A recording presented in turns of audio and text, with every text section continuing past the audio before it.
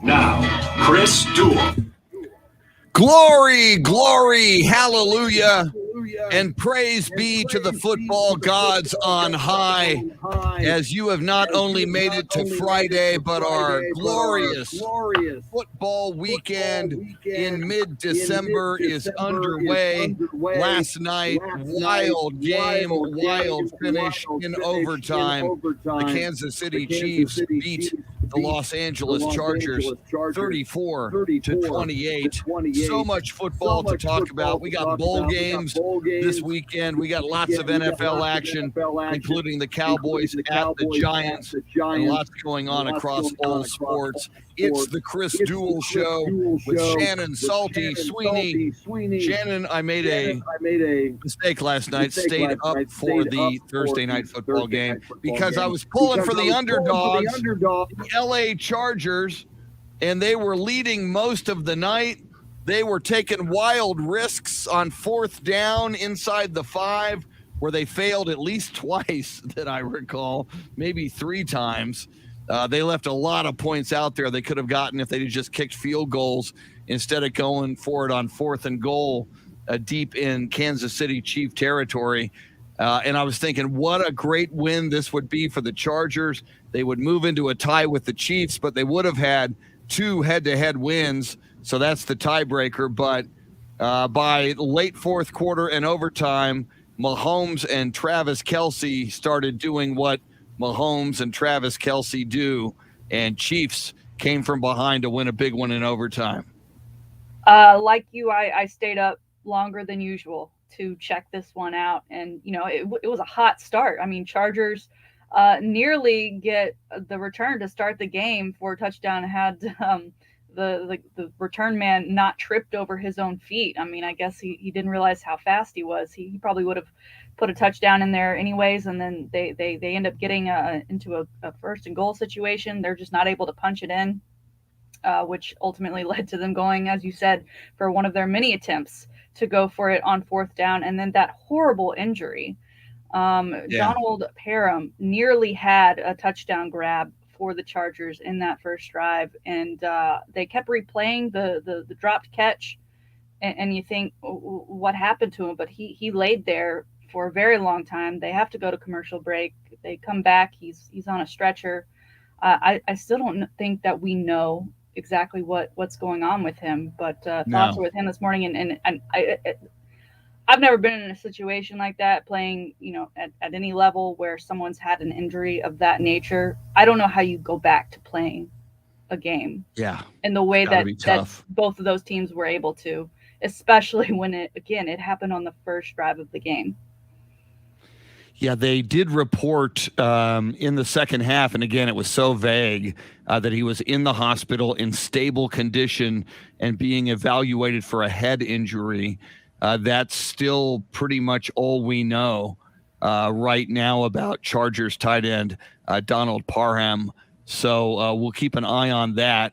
And as you mentioned, that happened very, very early in the game. I mean, 2 minutes into the game, in the end zone, as you mentioned, could have been a touchdown, hit his head on the turf hard, and appeared by many reports to be unconscious for some period of time.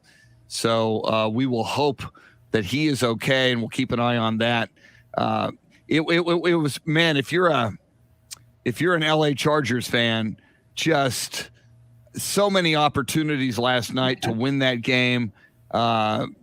They just didn't get it done, and so many times in the red zone and inside the 5, they had opportunities and couldn't punch it in, and on multiple occasions went for it on fourth down and failed, and just kept leaving the door open for the Kansas City Chiefs.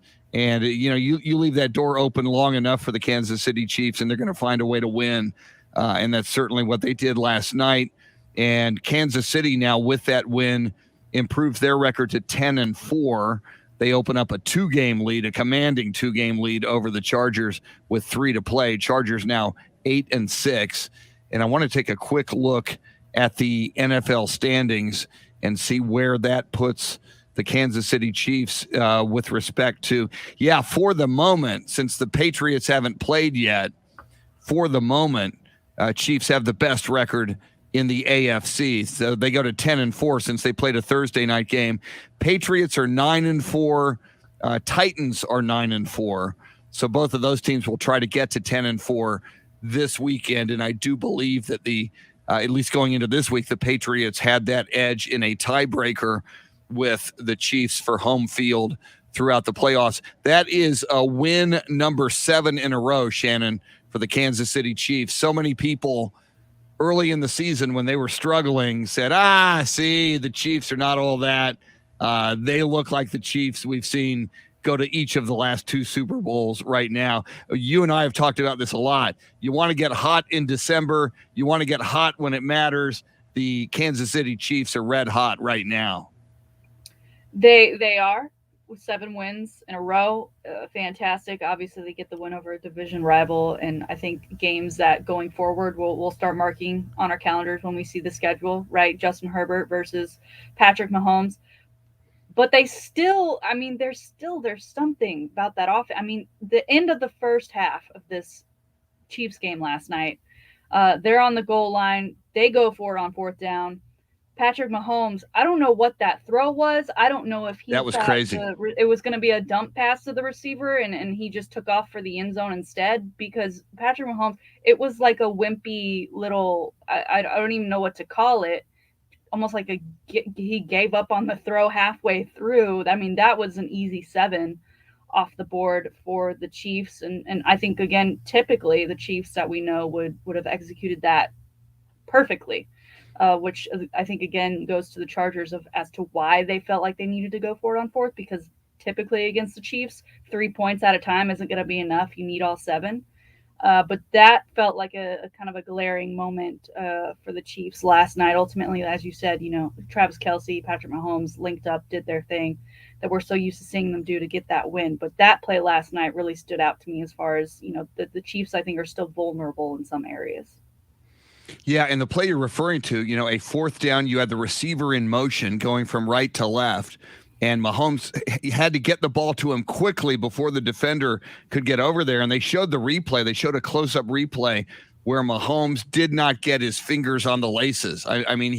He got the football and he immediately tried to push it out to the receiver. And it was a horrible pass. It was landed like 3 feet in front of the receiver's feet. And I really felt in that moment, it really seemed like, and you and I have watched countless football games and sporting events. Sometimes there's a play where you go, this team just doesn't have it tonight. This team is destined to shoot itself in the foot and lose this game tonight. In that moment, I felt that about the Kansas City Chiefs. And again, credit to them in crunch time, in the 4th quarter and in overtime and in money time. Mahomes, a lot of passes to Tyreek Hill that were key completions for 1st downs and long yardage, and 2 long passes, including the overtime touchdown pass to Travis Kelce for the Chiefs to just wake up. It was almost like the sleeping giant was awakened, and the Chiefs in the 4th quarter and overtime looked more like the Chiefs that we're used to.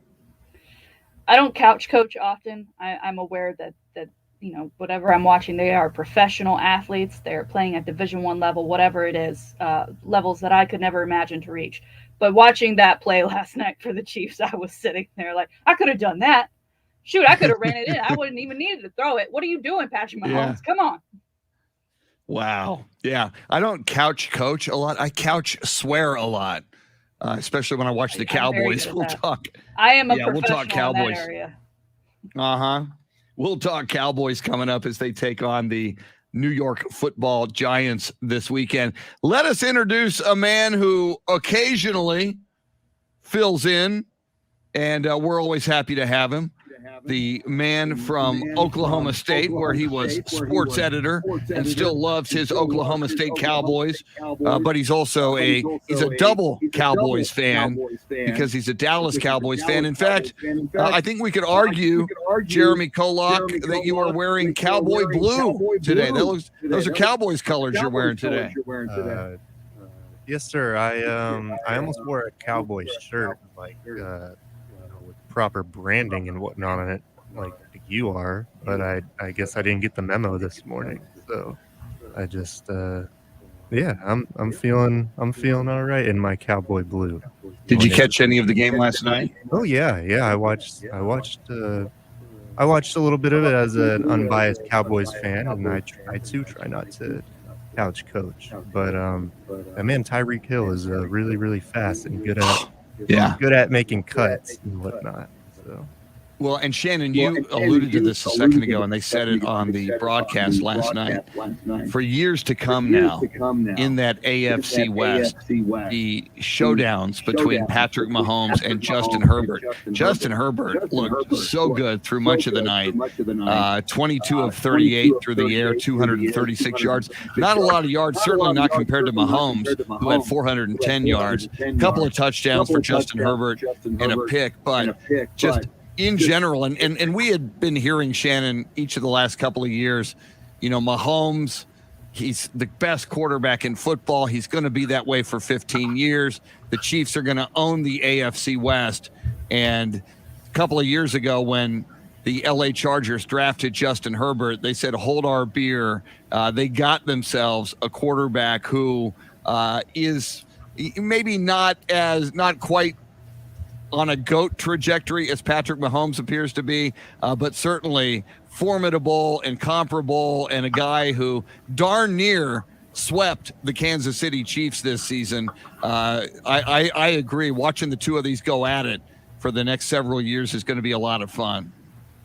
Yeah, it's exciting stuff, and I could not get the image out of my mind last night. Justin Herbert, he's 23. He's a young guy. He's a baby face. I remember when he shaved his head after last season, people were like, "Oh my gosh, he's gone back 10 years. Who is this kid?"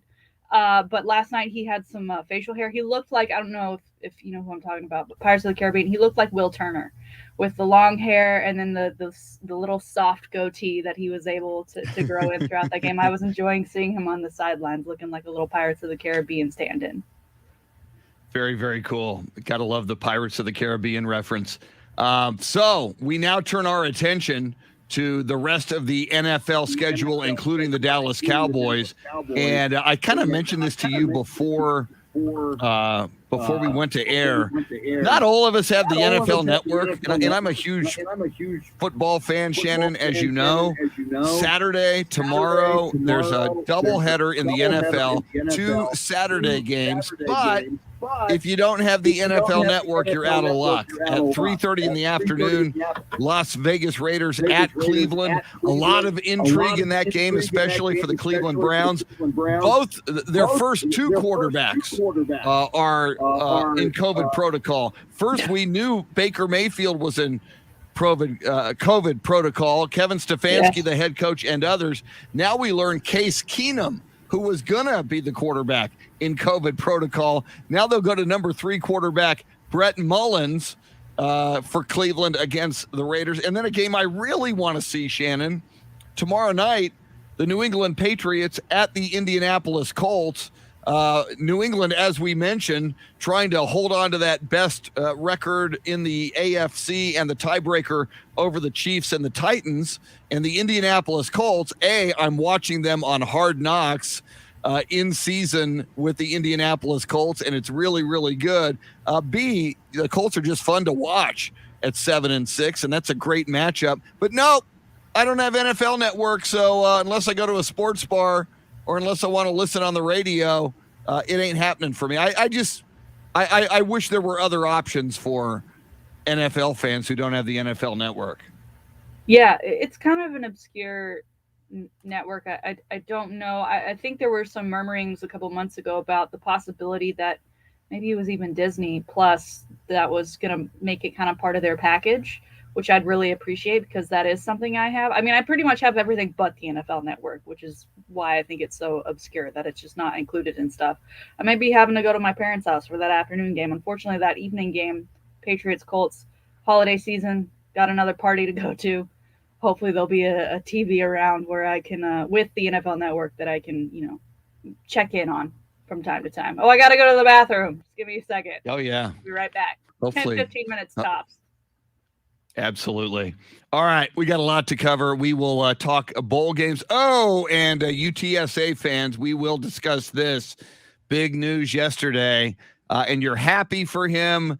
As Andy Everett mentioned, he's got a child and a wife and a family. Sincere McCormick decided he's going to forego next season with the UTSA Roadrunners. He is going to the NFL, or he will at least hope to be drafted into the NFL and hope to make a team in the NFL. And he will not play in the Frisco Bowl, although he says he will be there to support his team. We shall discuss all angles of that story as well. Prince Rogers Nelson with a little 1999 for you as we go to break. Coming up, the high five play of the day, Shannon's Salty Shakedown, along with sports history and sports birthdays coming up in the 7 o'clock hour. Mark Vandermeer, voice of the Houston Texans, just after 8:30. We'll also bring you our big 3 college picks and 3 locks each in the NFL. Lots to talk about on a Football Friday. It's the Chris Duel Show.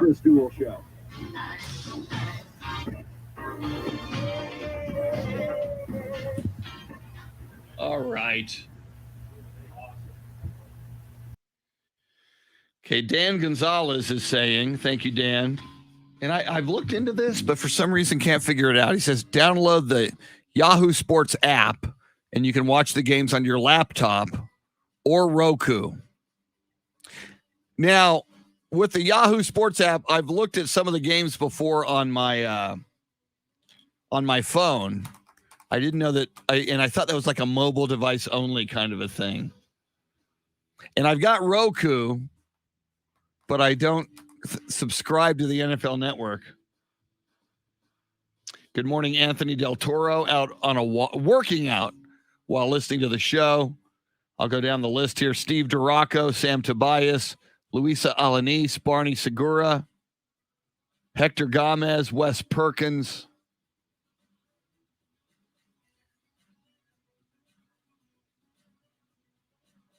Chris Gonzalez, Tracy Bogert, Lucinda Sullivan, Anthony Del Toro. Here's a question from YouTube. Why do you think Luka Doncic was only selected 3rd in the draft? Well, I'd have to go look at who was selected ahead of him, but obviously those other teams thought that the players that they took ahead of him would be better choices than Luka Doncic. As it turns out, and Shannon is a big Mavericks fan, as it turns out, Luka Doncic was a great pick for the Dallas Mavericks.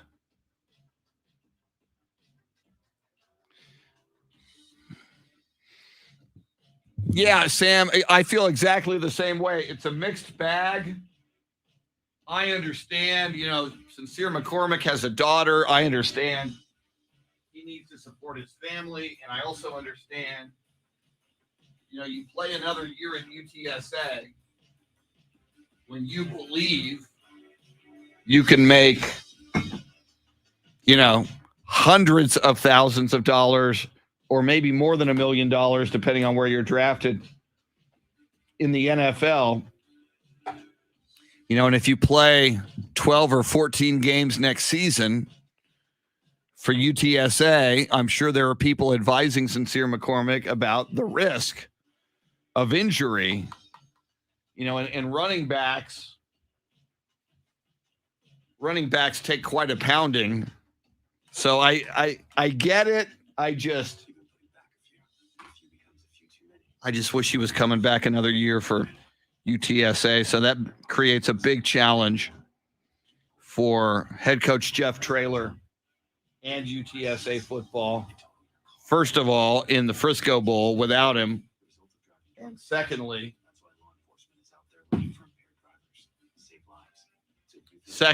next season. I mean, you've got to try to find a running back to fill that void, which is probably going to be, it'll be impossible to find somebody as good as he is. Here's Wes Perkins responding to that question.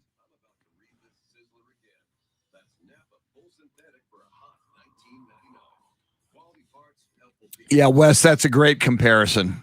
Michael Jordan was passed over for Sam Bowie by the Portland Trail Blazers in that draft. One of the most famous gaffes, mistakes, draft day, bonehead moves ever. Oh, cool. Paul Alexander confirms.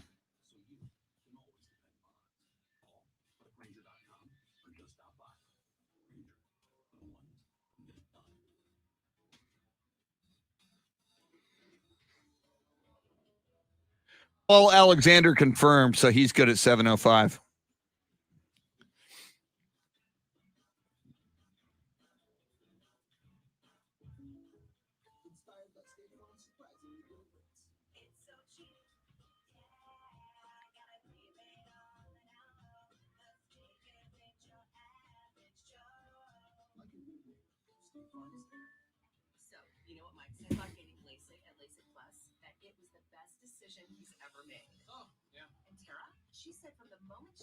All right, let's see here.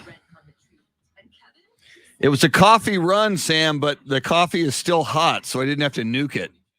And for some reason, I guess it's obvious, hot coffee out of a coffee pot tastes better than lukewarm coffee that is then nuked in a microwave. I can taste the difference. Sam Tobias, I said months ago when the streak was 8 wins, but these players on UTSA can play and should be good in the NFL. Yeah. And I mean, and that's what you that's what you have to deal with when you get really good players that are NFL caliber. They could leave early. And if you're Jeff Traylor, you have to, wish him well and support him. And, this program was good for Sincere McCormick, and Sincere McCormick was good for this program. Yeah, iced coffee, not a bad idea. The temperatures have been so warm, Sam. I get that.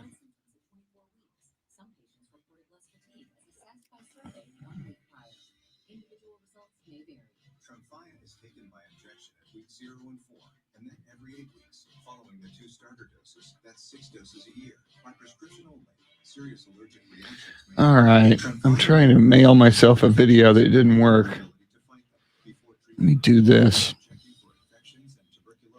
Tell your doctor if you have an infection or symptoms of infection, including fever, sweats, chills, muscle aches, or cough. Tell your doctor if you had a vaccine or plan to. Tremfya. Emerge Tremfya.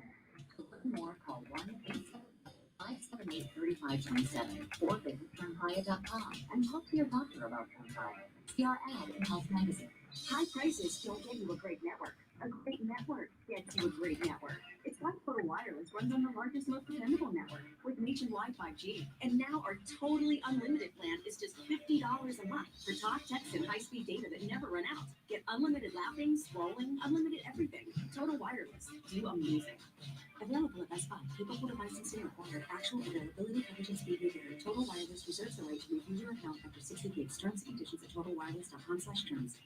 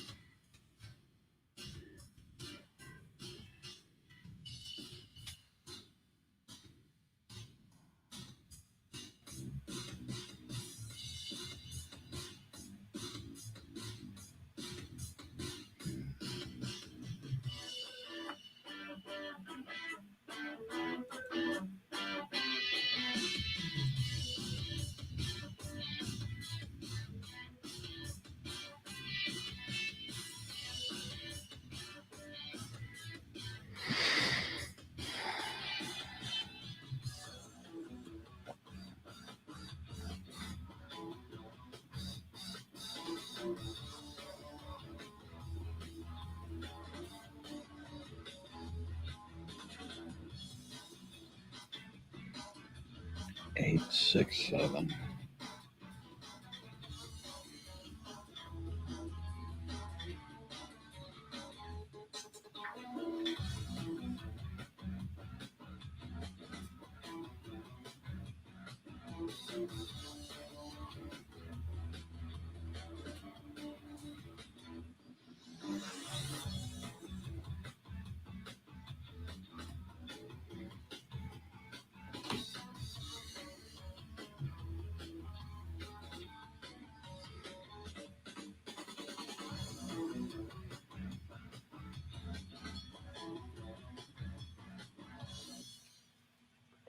Here we come. Woo!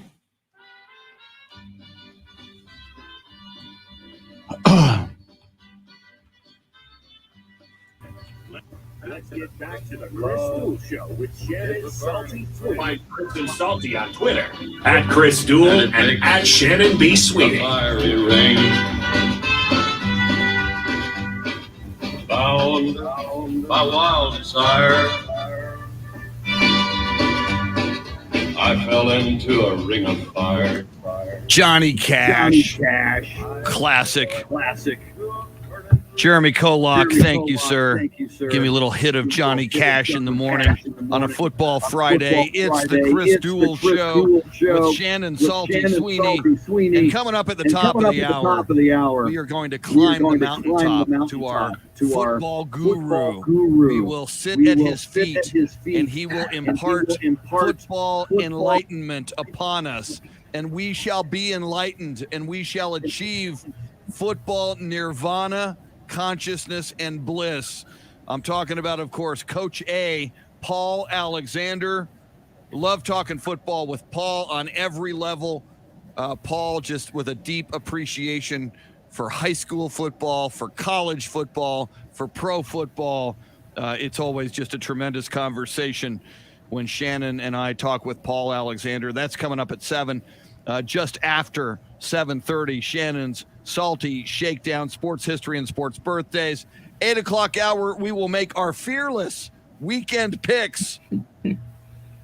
Fearless, and in my case, often laughable. But I think this is the week. I apply all of my knowledge and hard lessons of horrid picks and maybe come up with some good ones this week. Mark Vandermeer, the voice of the Houston Texans, going to join us. Texans are at the Jaguars this weekend. Nothing going on in Jacksonville to talk about. And we'll get into this. I see the comments from Trevor Lawrence in the aftermath of the firing of Urban Meyer. And it further confirms to me that Trevor Lawrence probably was consulted on the Urban Meyer situation by the owner of the Jacksonville Jaguars, and probably Trevor Lawrence did not give a glowing recommendation to Shad Khan, the owner. Anyway, we'll get into that, and I definitely want to have the conversation with Shannon on Sincere McCormick, the pros and cons of his choosing to make himself eligible for the NFL draft and not playing for the UTSA Roadrunners in Tuesday night's Frisco Bowl. Before we do all of that, though, how about a high five play of the day? We love doing this every morning at this time. We give out high fives to those who are most deserving of a high five. The high five play of the day is appropriately sponsored by High Five, 2 locations in the Austin area. And Shannon, while I often describe what life is like inside a High Five, you know firsthand, you've been there. Tell us a little bit about High Five. Well, it's fun and festive this time of year. And Chris, I know it sounds crazy, but 2021 is about to end, which means 2022 is upon us. So if you're still needing New Year's Eve plans, they do have a 21 and up party going on at High Five that you can get tickets for, get a table and ring in the new year with all the activities that High Five has to offer. I think maybe getting a nice little bowling lane, one of their double deckers. I liked playing upstairs. That was like the coolest thing ever. I was like, all this weight, how does this even work? But that's not for me to know. But get over to High Five, 2 Austin area locations, one out in Lakeway and one on Anderson Lane, and check out what they've got going on this holiday season. All right, Chris, today's High Five. We did this last week when we found out that one Mr. Tiger Woods would be taking up golf once again in a live round where points matter. And he's doing so with his son, which is very poetic. It's not even a year removed since his crash, and we are at the day. Today is the day that he and his son Charlie take the field for the PNC Championship, and they're playing with a very familiar pair, a pair that they've played with before, Justin Thomas and his father, who actually won the last tournament. So it's great competition for both of them. So I just again want to give a high five to Tiger for coming through, and then to make this the tournament that he returns to and for, to do it with his son is huge. And also, Chris, I found this yesterday. Tiger is going to be playing with a new Bridgestone prototype ball. And being myself and overthinking things and reading too far into them, if this man doesn't have the intention of playing competitively again, why are you testing out a prototype?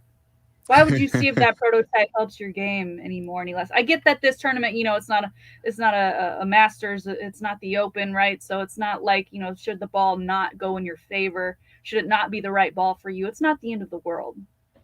But, players in golf, whether it's their clubs, whether it's their balls, they look for an edge. And him breaking out a prototype to see what it can get him, what it can do for him, has me excited for what might lie ahead for Tiger. Previously, we were unsure of where to watch this PNC tournament. Will be available on Peacock Plus, the streaming service. That's where most of it will be covered, but there will be some Peacock coverage Plus? on NBC.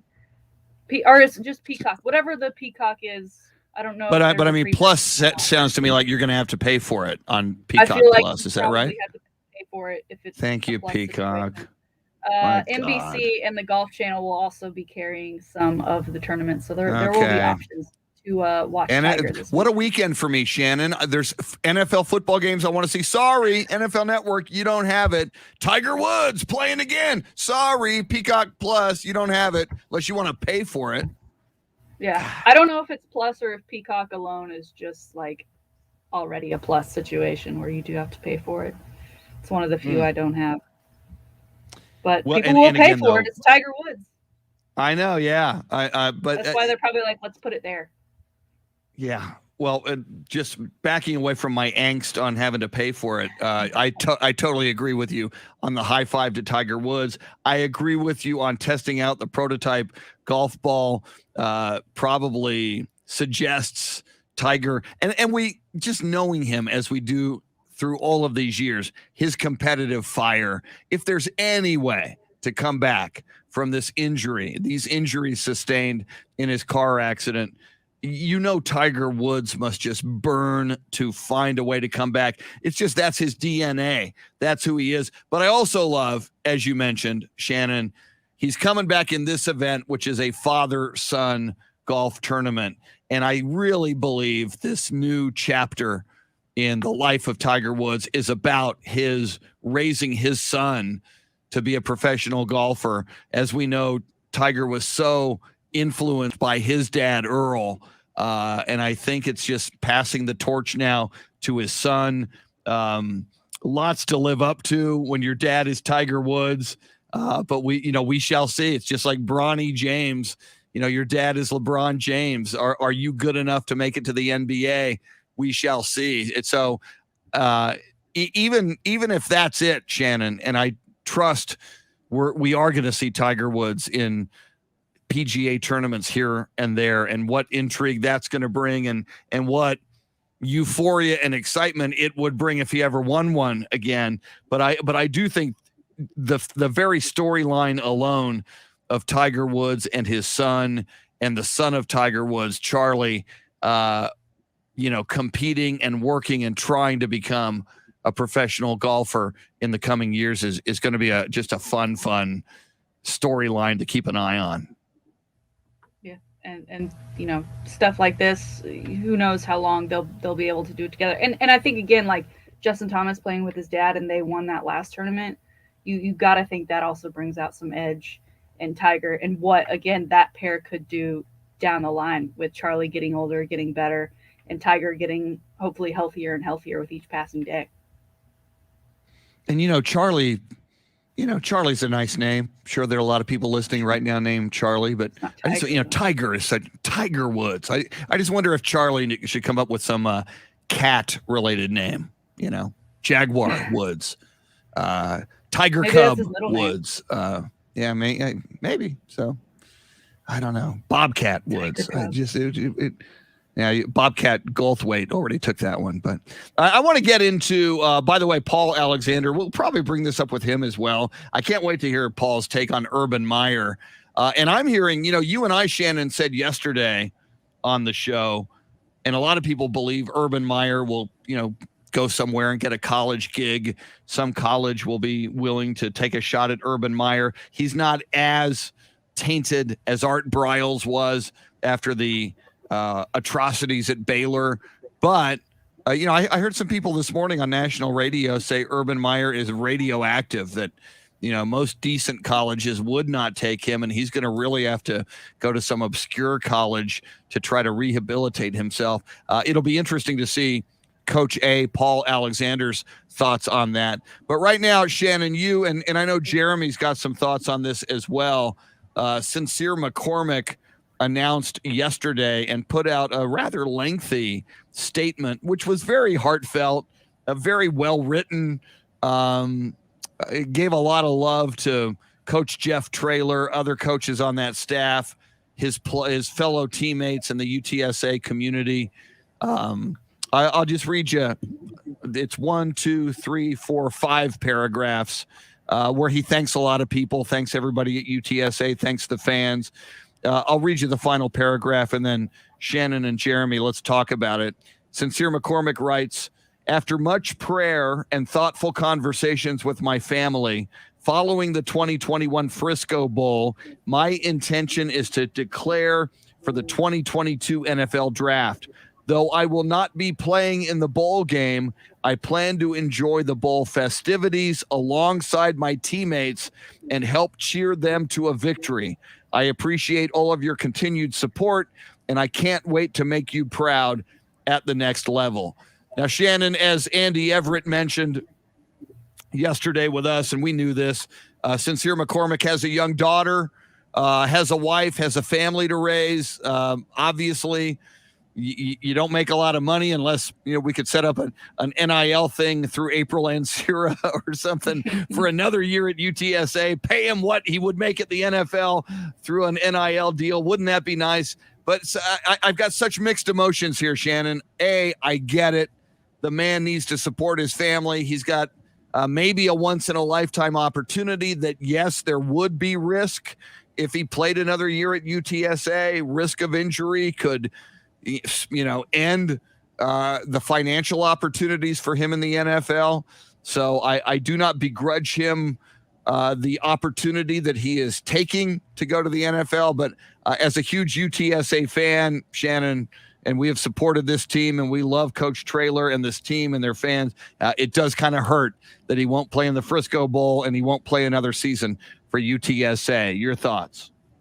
I can't say I'm surprised that he is declaring for the draft. I mean, the iron is hot right now for him, and I think it's the right move.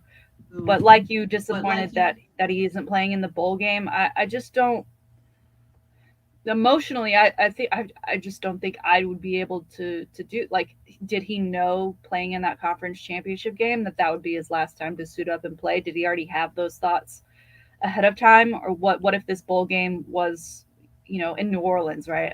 Seemingly a bigger, more festive like bowl than the Frisco Bowl that they're going to. Those are just questions that kind of run through my mind. As far as the team and the effect it'll have on the game itself, when we talked to Jeff Traylor at the beginning of the season, obviously Sincere McCormick's name came up quite a bit as he is one of the stars of that program, but he was very confident in his running back room and the guys that he had in that 2 and 3 position. So I'm hoping and thinking that it's not going to be that damaging as far as what they're able to do in the run game. But it is going to feel like a loss to not see him out there that one last time. Marcus Valdespino on Facebook Live just wrote, "It sucks for the bowl game, but Sincere made the right decision for him and his family. And Chris and Shannon, we have a 6% chance that Sincere McCormick could become a Houston Texan or a Dallas Cowboy. LOL." Jeremy Kolak, Jeremy, you followed this story. Your thoughts on Sincere McCormick choosing to make himself eligible for the NFL draft and the decision not to play in the Frisco Bowl, and what that leaves at running back for UTSA moving forward. Well, if you're a fan, it's a tough pill to swallow selfishly, but you know, I remember talking to an unnamed former Oklahoma State running back. Barry Sanders. You're right. He explained to me how after a football game, it literally feels like your body just went through a car crash, specifically at the running back position. Yeah, multiple car crashes. Sport. Yeah. And not to say that, you know, it's not difficult and painful to play any position on the field, but specifically running back, I mean, the brutality and the beating their bodies just take. I mean, they're taking direct hits that no other position takes at that rate. And it's hard for me to want to blame someone when I don't know how he's feeling. And in Sincere's specific situation, I mean, this man has a chance to play in the NFL. He has a real shot to be on an NFL roster at some point, but it's not a given. And if he got seriously injured in this bowl game, which obviously, I mean, it could happen to anybody, but he's in a situation where it could really, really damage a possible bright future.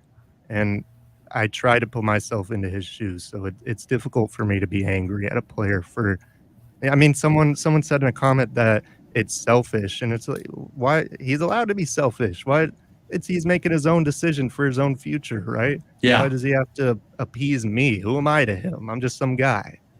Well, you're Jeremy Kolak. You're the soundscape stylist. Yeah. Man about town. Football expert, Jeremy Kolak. Personal friend of Barry Sanders. I mean, come on. Well, and Shannon, you made a great point, and we'll get into this more down the line. And Coach A, Paul Alexander, going to join us next.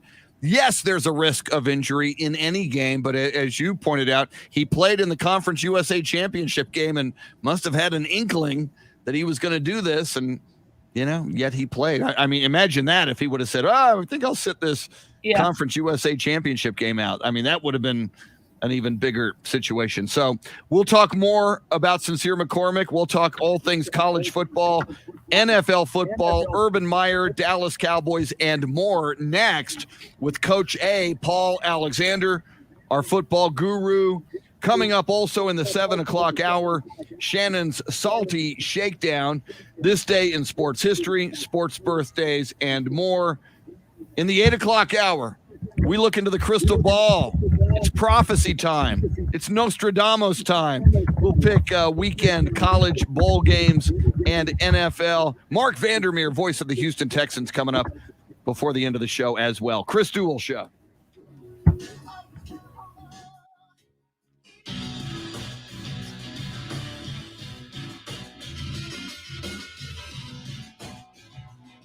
Yeah, John Williams, based on what Andy Everett told us yesterday, that Sincere McCormick doesn't even show up on Mel Kiper Jr.'s mock drafts.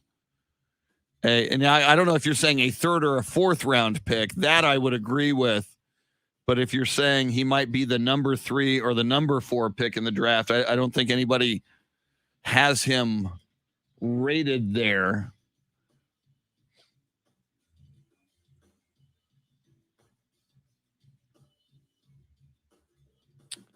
All right. Paul Alexander coming up. I do believe we have a Paul Alexander photo that is suitable for framing. You can order yours for $19.95.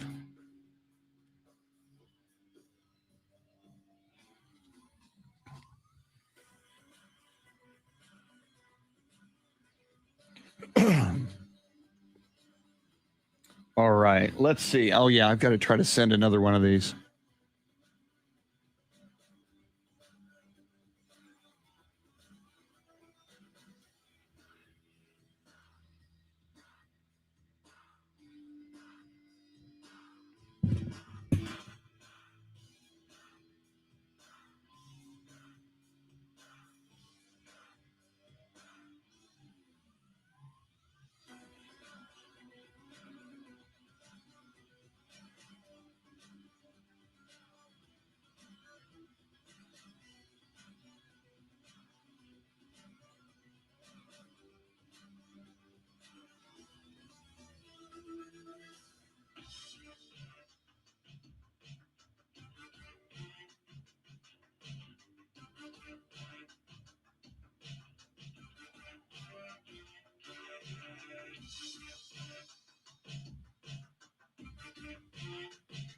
Okay.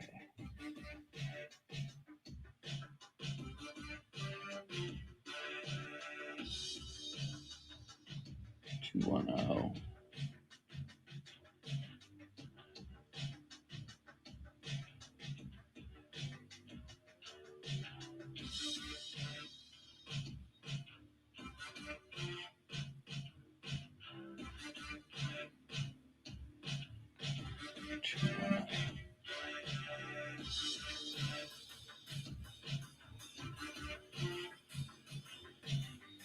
So weird that didn't go through.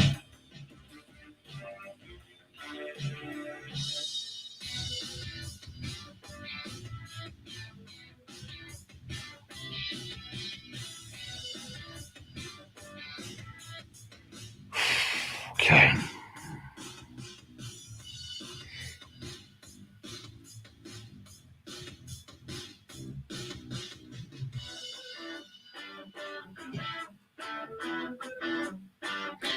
Louise Locker, Elf Louise, everybody, who often wears a Santa hat.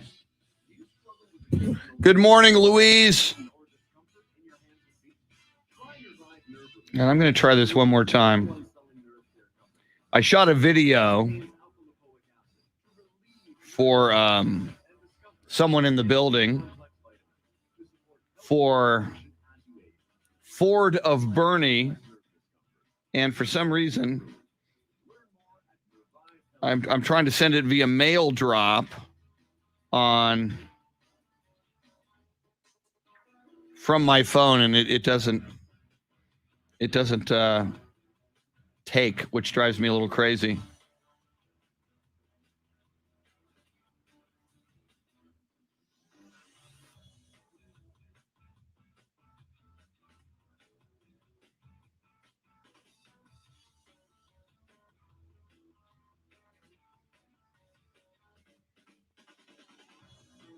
Try one more time.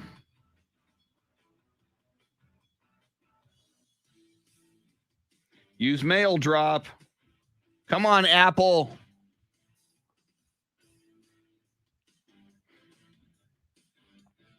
Most of you know Louise Locker, who is in here.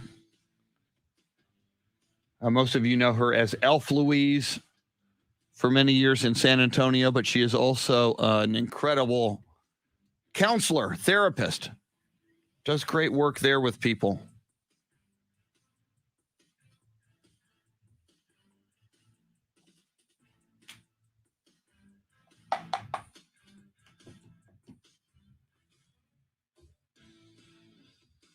James Rippey says, on a lighter note, how cool would it be if the Saints draft Sincere McCormick? They'd have him and Marcus Davenport, two roadrunners on the Saints. Yeah, and James, Jeff Traylor's son is an assistant coach on that team. So if they're looking for a running back, and I know they've got some good running backs like Alvin Kamara on the Saints, but you can never have too many running backs. You got to believe that Jeff Traylor's son would probably lobby Sean Payton. Hey, this guy's pretty good.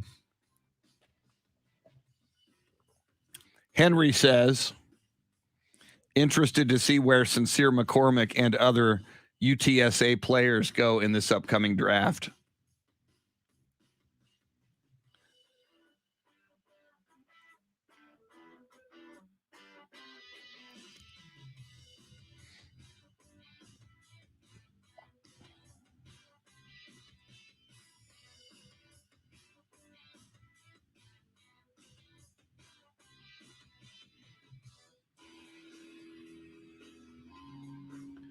Let's see here.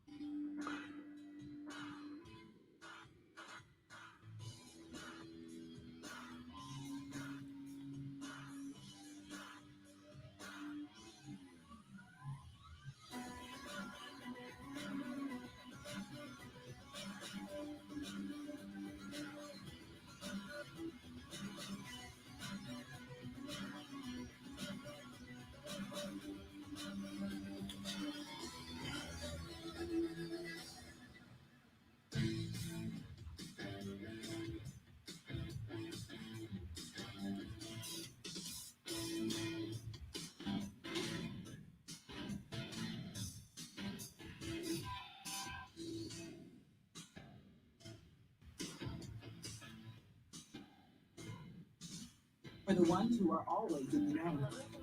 For the ones who keep things running. Innovators and the problem solvers. Granger offers supplies and solutions for every industry. Experience All right. and free access to experts to help answer your toughest questions. So whatever challenge you face, we have the knowledge and products to help. Call clickgranger.com. John, I was a Santa's helper on Elf Louise Santa runs. I've talked about that. Great experience. Highly recommend it. And I've talked about it before. You know, you hear about an organization like the Elf Louise Christmas Project. And yes, it's a great organization with a great cause and a great mission, delivering Christmas gifts to children around San Antonio and South Texas. Excuse me. And then, I mean, when you go out on these runs, which I did, you see the look of joy in the eyes of the kids. And I've said this many times. What blew me away was the tears of joy in the eyes of the parents. And here's Louise says next year Santas will be out in full force. Yeah, and Louise, what blew me away, and I've talked to you about this many times, seeing the parents with tears of joy, seeing their kids have Santa and these helpers come to their home. That's what just blew me away. And to think, you know, here are these parents just doing everything they can to keep a roof over their families' heads and feed them, and doing what they can to provide and trying to provide a Merry Christmas to them. And boom, here comes Santa through the door with gifts. And I mean, how many kids have had Santa show up at the house? You know, and so often these are kids and families who are just having a difficult time making ends meet, you know, and here we are now coming out of a pandemic, and I'm saying coming out of, the numbers suggest, you know, we're in the teeth and certainly a resurgence of this pandemic, sadly. All right. I sent that video out. Gonna have to come up with a plan B on that video. It's driving me crazy that my phone won't send it out.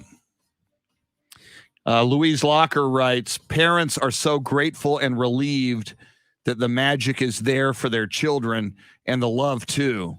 And with it as Santa, as the focus, it is life altering and so forever memorable.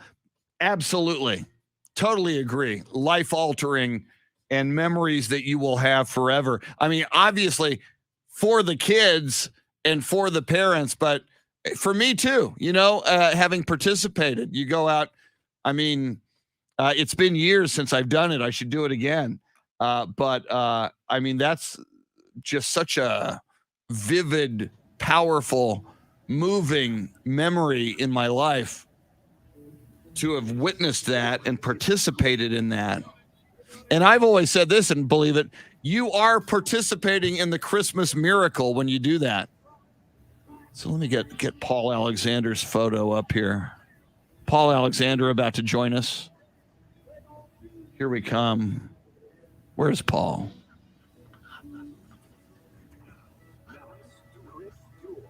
The football weekend has begun.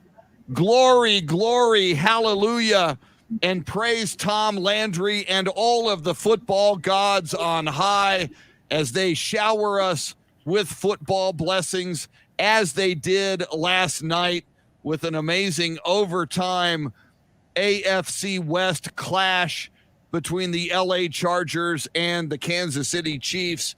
While the Chargers were leading most of the night and threatening most of the night, by the time we got to the fourth quarter, Patrick Mahomes and Travis Kelce and Tyreek Hill started doing Kansas City Chief things, and they came from behind to send the game to overtime and then to win the game in overtime on a Patrick Mahomes to Travis Kelce touchdown pass. Chiefs beat the Chargers in overtime 34-28. Chris Duel Show with Shannon Salty Sweeney, and this is one of our favorite segments of the week. We look forward to it all week long. Talking football with Coach A, Paul Alexander, and a programming note. Paul will be doing the entire show on Wednesday of next week with Shannon Salty Sweeney, which last time that happened got just rave reviews, and people absolutely loved it. From the website radicallyrational.com, Paul Alexander, how are you doing this morning? I'm doing well. Always a pleasure. Look forward to Friday talking to you and Shannon, and thank you for the invitation for next Wednesday. I'm already trying to catch up on my beauty sleep, which people acknowledge is really, really seriously required right now. I've been trying to catch up on my beauty sleep since 2019 without a lot of luck. Paul, let's start with the big story of the week in the National Football League. The Jacksonville Jaguars finally, and some people thought it was quick, some people say finally, they blow out Urban Meyer. Did you see this coming before the end of the season? And now that you've been able to digest all of the information, your thoughts on the Urban Meyer debacle in Jacksonville? Yeah, it's following the comments of Shad Khan the last 10 days. You knew this was coming. You harken back to what he said in October after the release of the viral video that Urban Meyer has to re-earn our trust. So it was clear at that point that one misstep and you're out of here. And I think he's been leaning that way a long time. And then the particular allegations that we saw over the last 2 weeks, all of which apparently have checked out and proved to be true, you can't kick. It's amazing I have to say this. You can't kick a player. Okay, in the NFL, you cannot be dog cussing your players. You cannot say that all of your wide receivers stink. You cannot be telling your assistant coaches in public, in front of people, that they're losers and that they're going to have to reinforce their You can't do that. Woody Hayes could do that. Vince Lombardi could do that, although I must say this, to a large extent, really didn't. But you can't coach that way in the NFL. And the truth of the matter is, you really can't coach that way in college. I don't use this phrase very often, but I will in this case. Urban Meyer's a bad guy. Urban Meyer is a bad human being. And I don't always see things coming, and this is not hindsight being 2020, but when they hired him, I really thought he's not going to make it through a season. And he didn't. I applaud Mr. Khan for taking the actions that he did. Once you've made up your mind, there's no reason to wait. And if you can improve your culture a little bit, get a little more clarity, as Trevor Lawrence said yesterday, I think you're duty-bound to do that. The Jaguars are still a horrible football team, but they're a little less horrible today than they were 48 hours ago. Coach, I like to call him Urban Liar Meyer because he just seems to lie through his teeth every time he opens his mouth. Now, given that some do still hold him in high regard, specifically in the college football world, he did have that very short stint with Fox in between his time coaching in college and then the NFL. What do you see in the future of Urban Meyer, or are we officially done with him at this point? We're done for the time being. We're done until further notice. I mean, there's going to have to be a period here. And keep in mind that Urban Meyer is going to spend this. There's going to be some, I was about done with it anyway. I'm starting to get headaches anyway. My hip hurts anyway. I think he's an absolute pariah right now. I don't think he's touchable in college for the time being. We all know how these things work, though. You know, once you put some time into it, you look back at what he's done in college football. And in terms of winning football games and winning championships, Urban Meyer has done that. But particularly now with the new landscape in college football, and maybe more on this in just a moment, this stuff is just not going to fly. Here's the thing. He had this coming. He has nobody but himself to blame. He had an opportunity there. He didn't know what to do with it. He really doesn't understand the National Football League.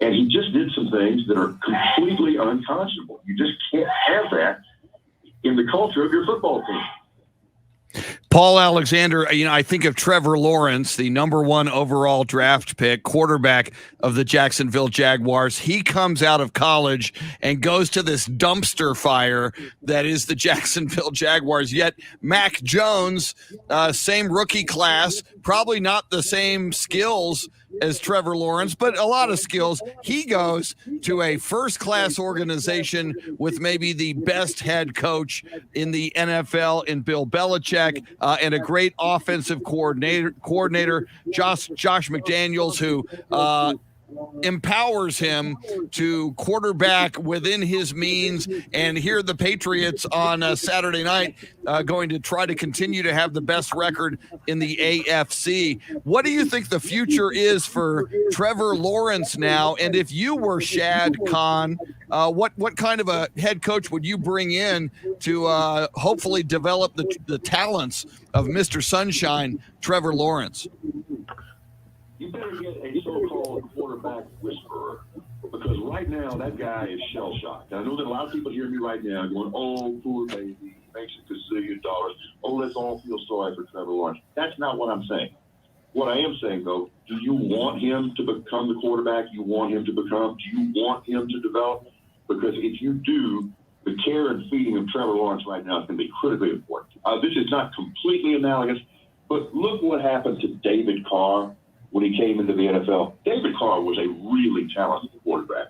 And that guy just got completely spooked and completely beat up and was not cared for and was not nurtured. And as a result, never became half the quarterback he should have been.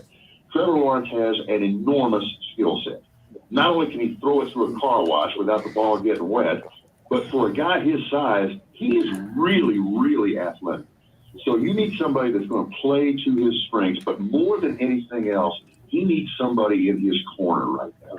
He needs some support right now, and you have to do it sooner than later, which is one more reason why I think firing Urban Meyer now instead of a month from now was the right thing to do. Coach, coming into this season, the Dallas Cowboys had the major question about the defense after last year just being so abysmal. And now here we are, 4 games left in the season, and the questions are mostly surrounding the offense. How are they going to play today? Are they going to be able to put up touchdowns? Are they going to be able to put up points at all? We are in December, and so a lot of teams we're seeing are peaking. The Bucs, one of those teams, at the helm of Tom Brady. Cowboys taking on the Giants, arguably probably the worst team in the NFC East. Is this a get-right game for the Cowboys where they can kind of settle in, figure out what they need to do to carry out the rest of the season and to get that momentum going into the playoffs? Because right now, if the playoffs were to start this weekend, I would not feel great about this Cowboys team because I don't know what they're going to look like week to week. Love what you just said. You just don't know what you're getting week to week. If I'm triaging these things, the most important thing is to find some way to rekindle that running game. And I know that's difficult. Pollard's got his injury problems. Zeke, I think, actually has been pretty manly in playing through all of this. But if you look at his production over the last 7 weeks, I mean, it has really fallen off. But then inevitably, because it's a quarterback-driven league and sport, we start going, well, what's wrong with that? What's wrong with that? Well, first of all, I would maintain that if you look at every quarterback, every prominent quarterback in the NFL this year, they've all gone through a slump, in some cases a prolonged slump. I'm inclined to cut Dak some slack right now. I'm not really alarmed yet, but I will tell you this. He's not going to get totally well until that running game gets at least somewhat better. Because if you look at the Cowboys' passing attack, even with all those wonderful receivers, it's all really based off play action. And play action doesn't work when you don't have to honor the play action. So I would say the priority number one is getting that running game going. Now, you referenced the Cowboys' defense, and it was amazing. We're watching this game against the Washington football team last week. And, Chris, I'm going to say, you're harking back to the same thing. I mean, there are series there where I think I'm looking at like the 1993 Cowboy defense or something. Oh, my God. They're just completely dominant, especially look at that front seven. And as Shannon said, you contrast that with just 1 year ago, when that truly was one of, if not the worst NFL defense I've ever seen. And the transformation is nothing short of remarkable. And you'd like to think that that's the kind of thing that can carry you into the playoffs, and I think it can. But again, they really have got to get that running game going. That has to be the nucleus of their offense. And right now it's pretty anemic. Now, you say you're playing the Giants, so that's a get-right game, a chance to get well. It is an opportunity, so I hope they take advantage of that because historically Dallas has been a little bit lax about playing down to their competition. So I hope they just drop the hammer on the Giants. Coach A, Paul Alexander, talking football with us. And Paul, one of my reservations about this game against the Giants is left tackle Tyron Smith out of the lineup with injury again. And the Cowboys' record over the last few years when Tyron Smith is out, not so good. I do want to ask you, you brought up the Cowboys' defense, and I totally agree with you. Just a remarkable turnaround from the historically worst Cowboys defense ever to one now reminding you of the Jimmy Johnson 1993 Dallas Cowboys defense. How much of it is – Micah Parsons, how much of it is Trayvon Diggs elevating his game in his second season, and how much of it is Dan Quinn, the defensive coordinator? And do you think if this Cowboys defense continues to play at this high level, do you think this now makes Dan Quinn once again a head coaching candidate? Do you think another NFL team might come pluck him away during the offseason? I'll answer the last question first. That's a possibility, depending on what happens for the rest of the season and on into the playoffs. Because not only has that gotten everybody's attention, not only does he have this X's and O's acumen that everybody respects, all anybody remembers about his tenure with the Falcons is 28-3. They blew a 28-3 lead in the Super Bowl. What they don't remember is how he got that team to the Super Bowl in the first place. And we're talking about what does and does not work from a coaching standpoint in the NFL.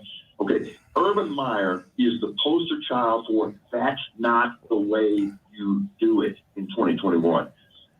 If you listen to people and you hear what they're saying and you become familiar with the attitude and respect that people have toward Dan Quinn, he may be the poster child for that's exactly the way you do it.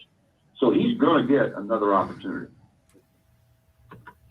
Coach, the NFL announced the NFL announced yesterday some changes to their COVID protocols, given the outbreak that's going on right now. Baker Mayfield, one of those players currently having tested positive. The Browns without Baker, then without Case Keenum, the backup went on to test positive as well. Head coach is also out for this weekend. Baker took to Twitter to express he's upset with the NFL. Your damn mind on protocols, and saying actually caring about player safety, delaying the game, discontinuing at this rate.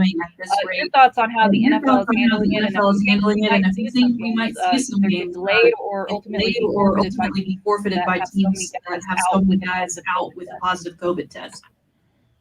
I'm going to do something I never do. I'm going to express some sympathy and empathy with Baker Mayfield. Well, just as an aside, for a lot of reasons since he was in college, I keep trying not to like the guy, but I can't help it. At some level, I do like the guy.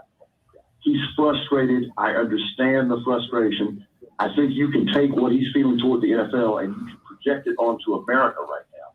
We're all frustrated. And when he says, make up your damn mind, I understand, but I also understand how this works. This is not a matter of just making up our damn minds. Okay, we're dealing with an unprecedented pandemic.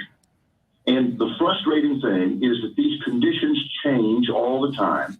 The variants change the rules, and I hear this all the time. And again, look, we're all sick of this. We're all sick of this. We're all on our last nerve.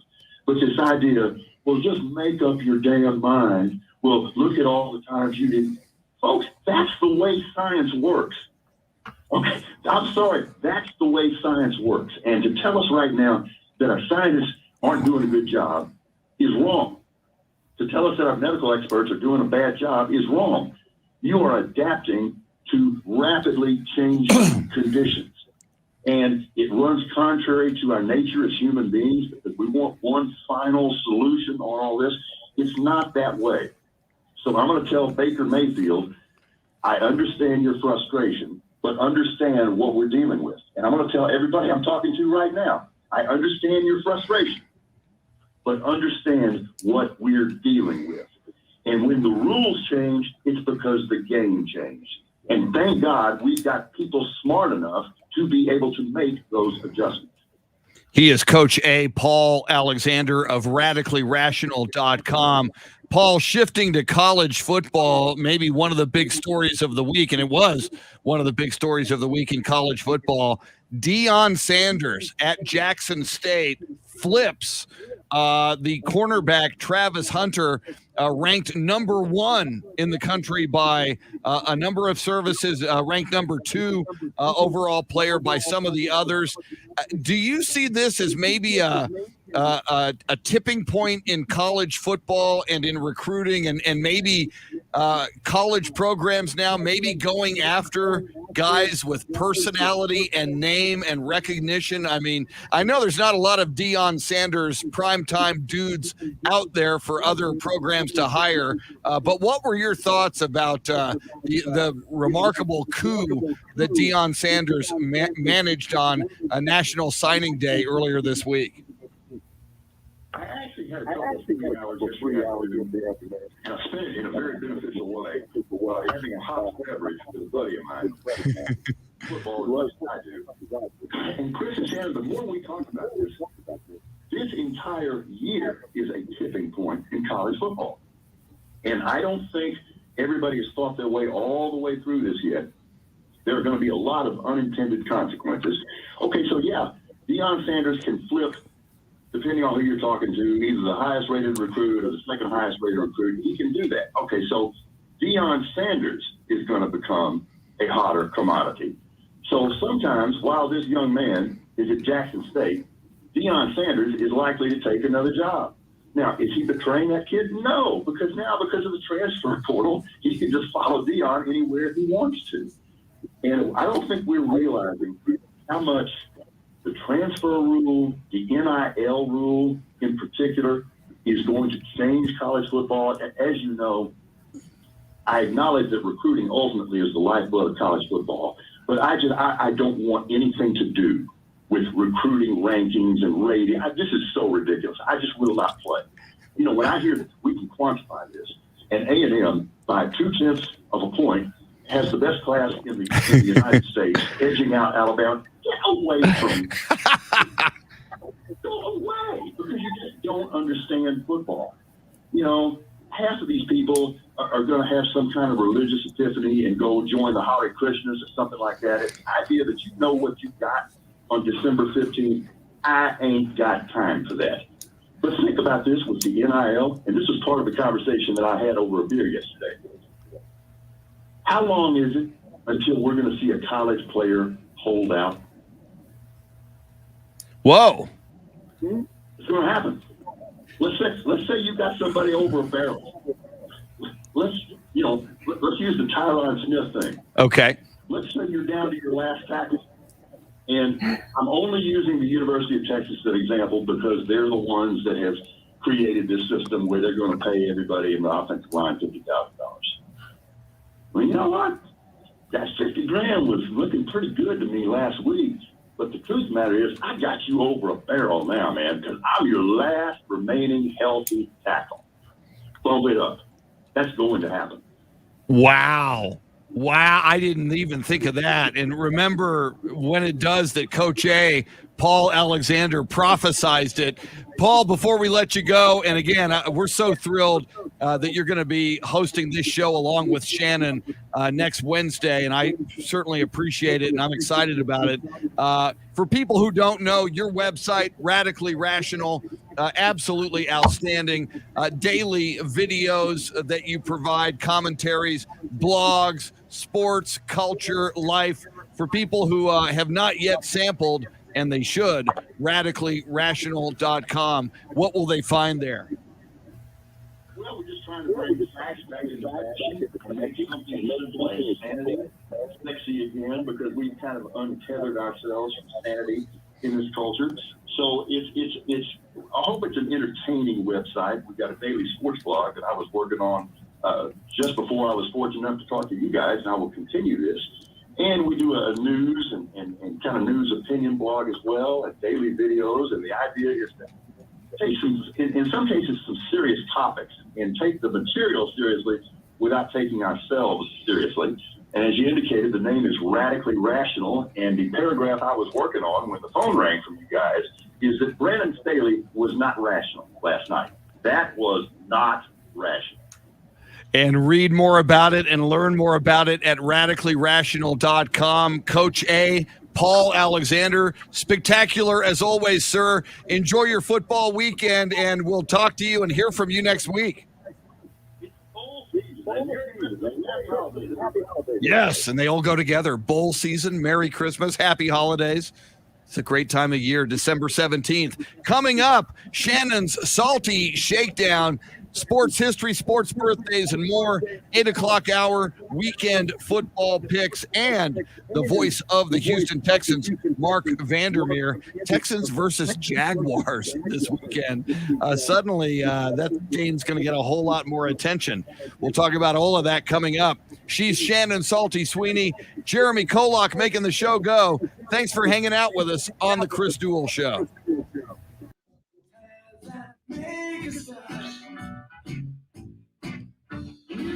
Woo! Woo! All right.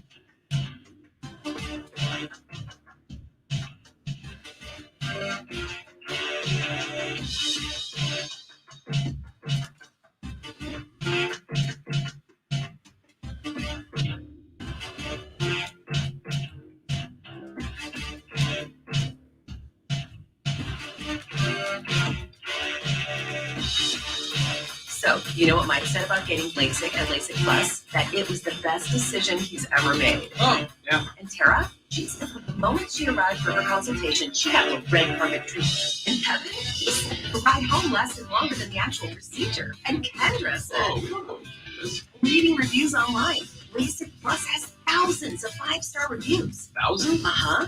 Okay, where was I? Oh, so Kendra said, LASIK Plus has received more 5-star reviews online nationally than anyone else. So, you're ready for All right. Do I need coffee? I always need coffee. Oh, I need more tea. Oh. LASIK Plus, the patient's choice for LASIK. Let's mention this promotion to be treated in December of 2021 to qualify. 20% off standard price of wave light procedure cannot be combined with. Sure, I've got this ready. And I do. Oh. Do you struggle with occasional nerve aches in your hands and feet? Try to revive nerve relief. Nerve contains B-complex vitamins and folic acid to relieve nerve aches, weakness, and discomfort. Learn more at survivehealth.com.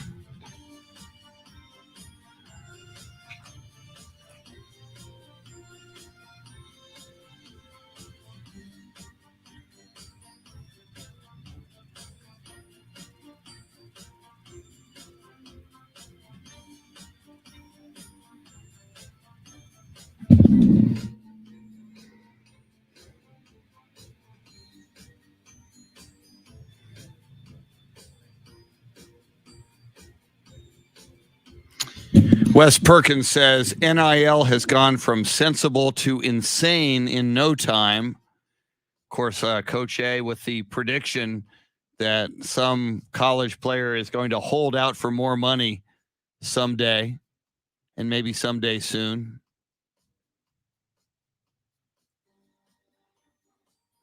Wes Perkins, what was an endeavor to help college athletes have a little money has turned into slimy, get-rich-quick schemes. Yeah, and there's a story this morning as well. Tom Brady, I have this here somewhere. I think there's 10. Yeah. Tom Brady announces a name, image, and likeness deal with 10 college athletes, including Jackson State quarterback Shader Sanders, who is the son of Deion Sanders. Very nice. So that's pretty good. If Tom Brady can be your name, image, and likeness benefactor.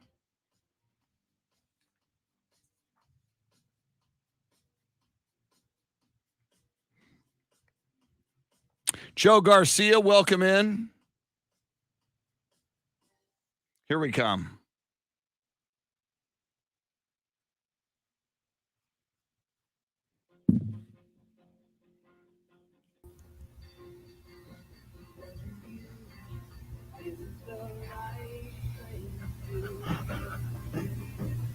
Back to the Chris Duel Show with Shannon. Fleetwood Mac, you can go your own way. Urban Meyer, just go your own way. Welcome in, Chris Duel Show with Shannon, Salty, Sweeney, the man playing the tunes, making the show go. Gave you a little bit of the chorus there. Jeremy Kolak, lots of shows still coming at you between now and 9 o'clock. In a moment, Shannon's Salty Shakedown. We've got this day in sports history, sports birthdays. As we move into the 8 o'clock hour, we'll make our weekend college football and NFL picks.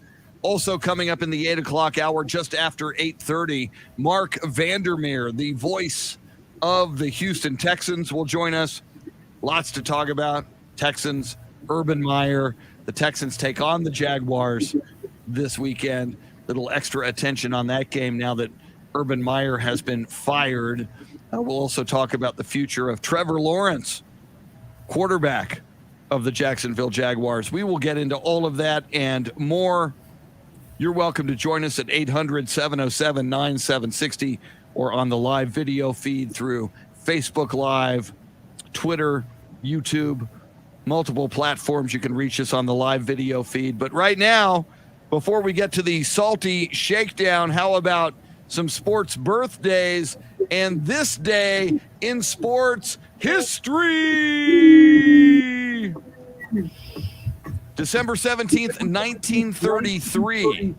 It was the NFL championship game. It was the first championship game. Before 1933, they would play a regular season, and the team that had the best record in the regular season would be named the champions of the NFL.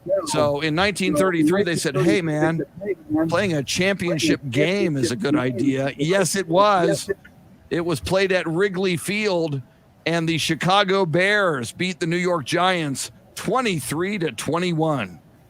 Little did you know, when you see the Cubs play at Wrigley Field, that the first ever NFL championship game was played there in 1933. On this day in 1983, in his 352nd NHL game, the great one, Wayne Gretzky scores a goal and 5 assists in an 8-1 rout of the Quebec Nordiques.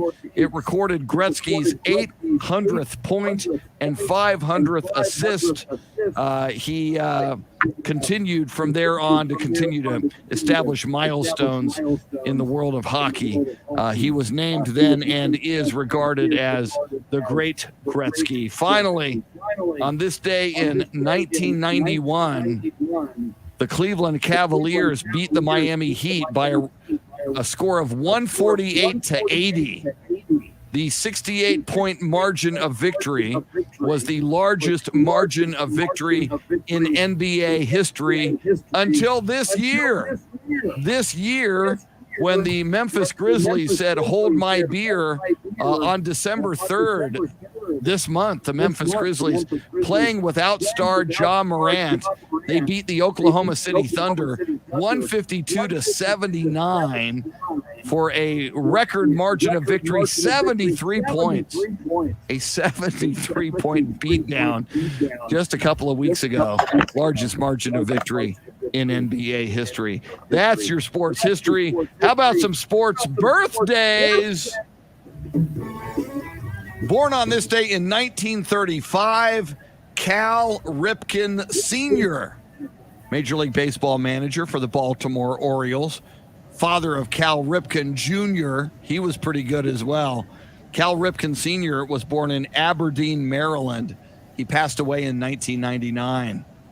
Born on this day in 1964, sportscaster, sideline reporter extraordinaire, Michelle Tafoya.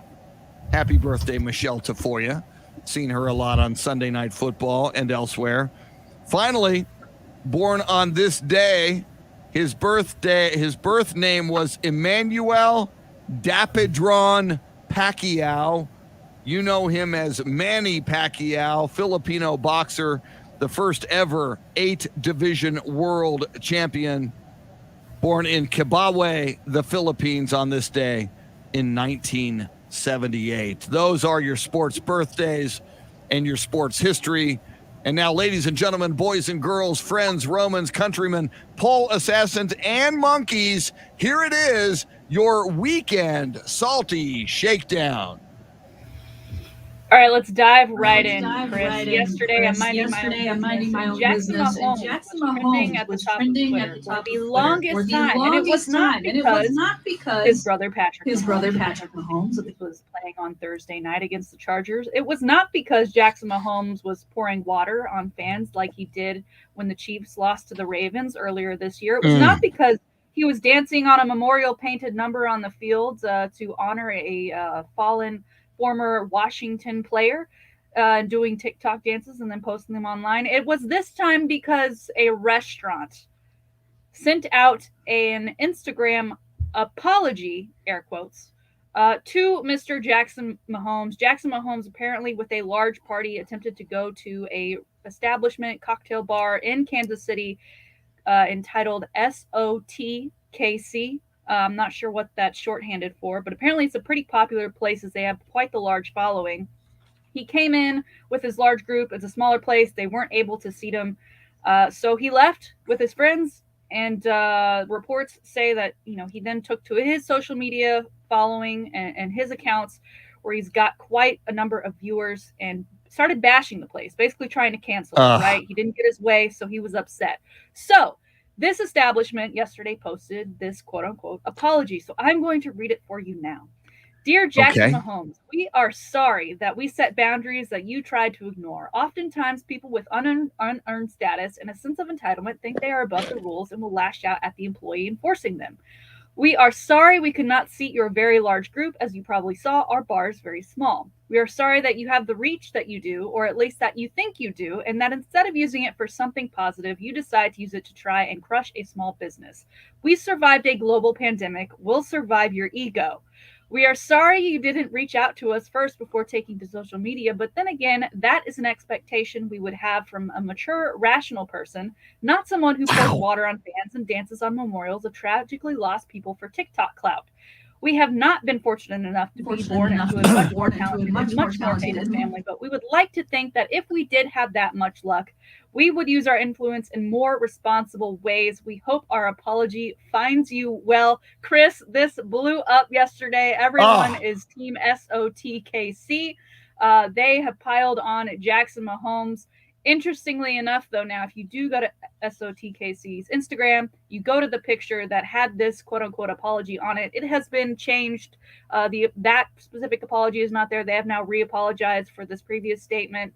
However, everyone still, again, they are on the restaurant's side.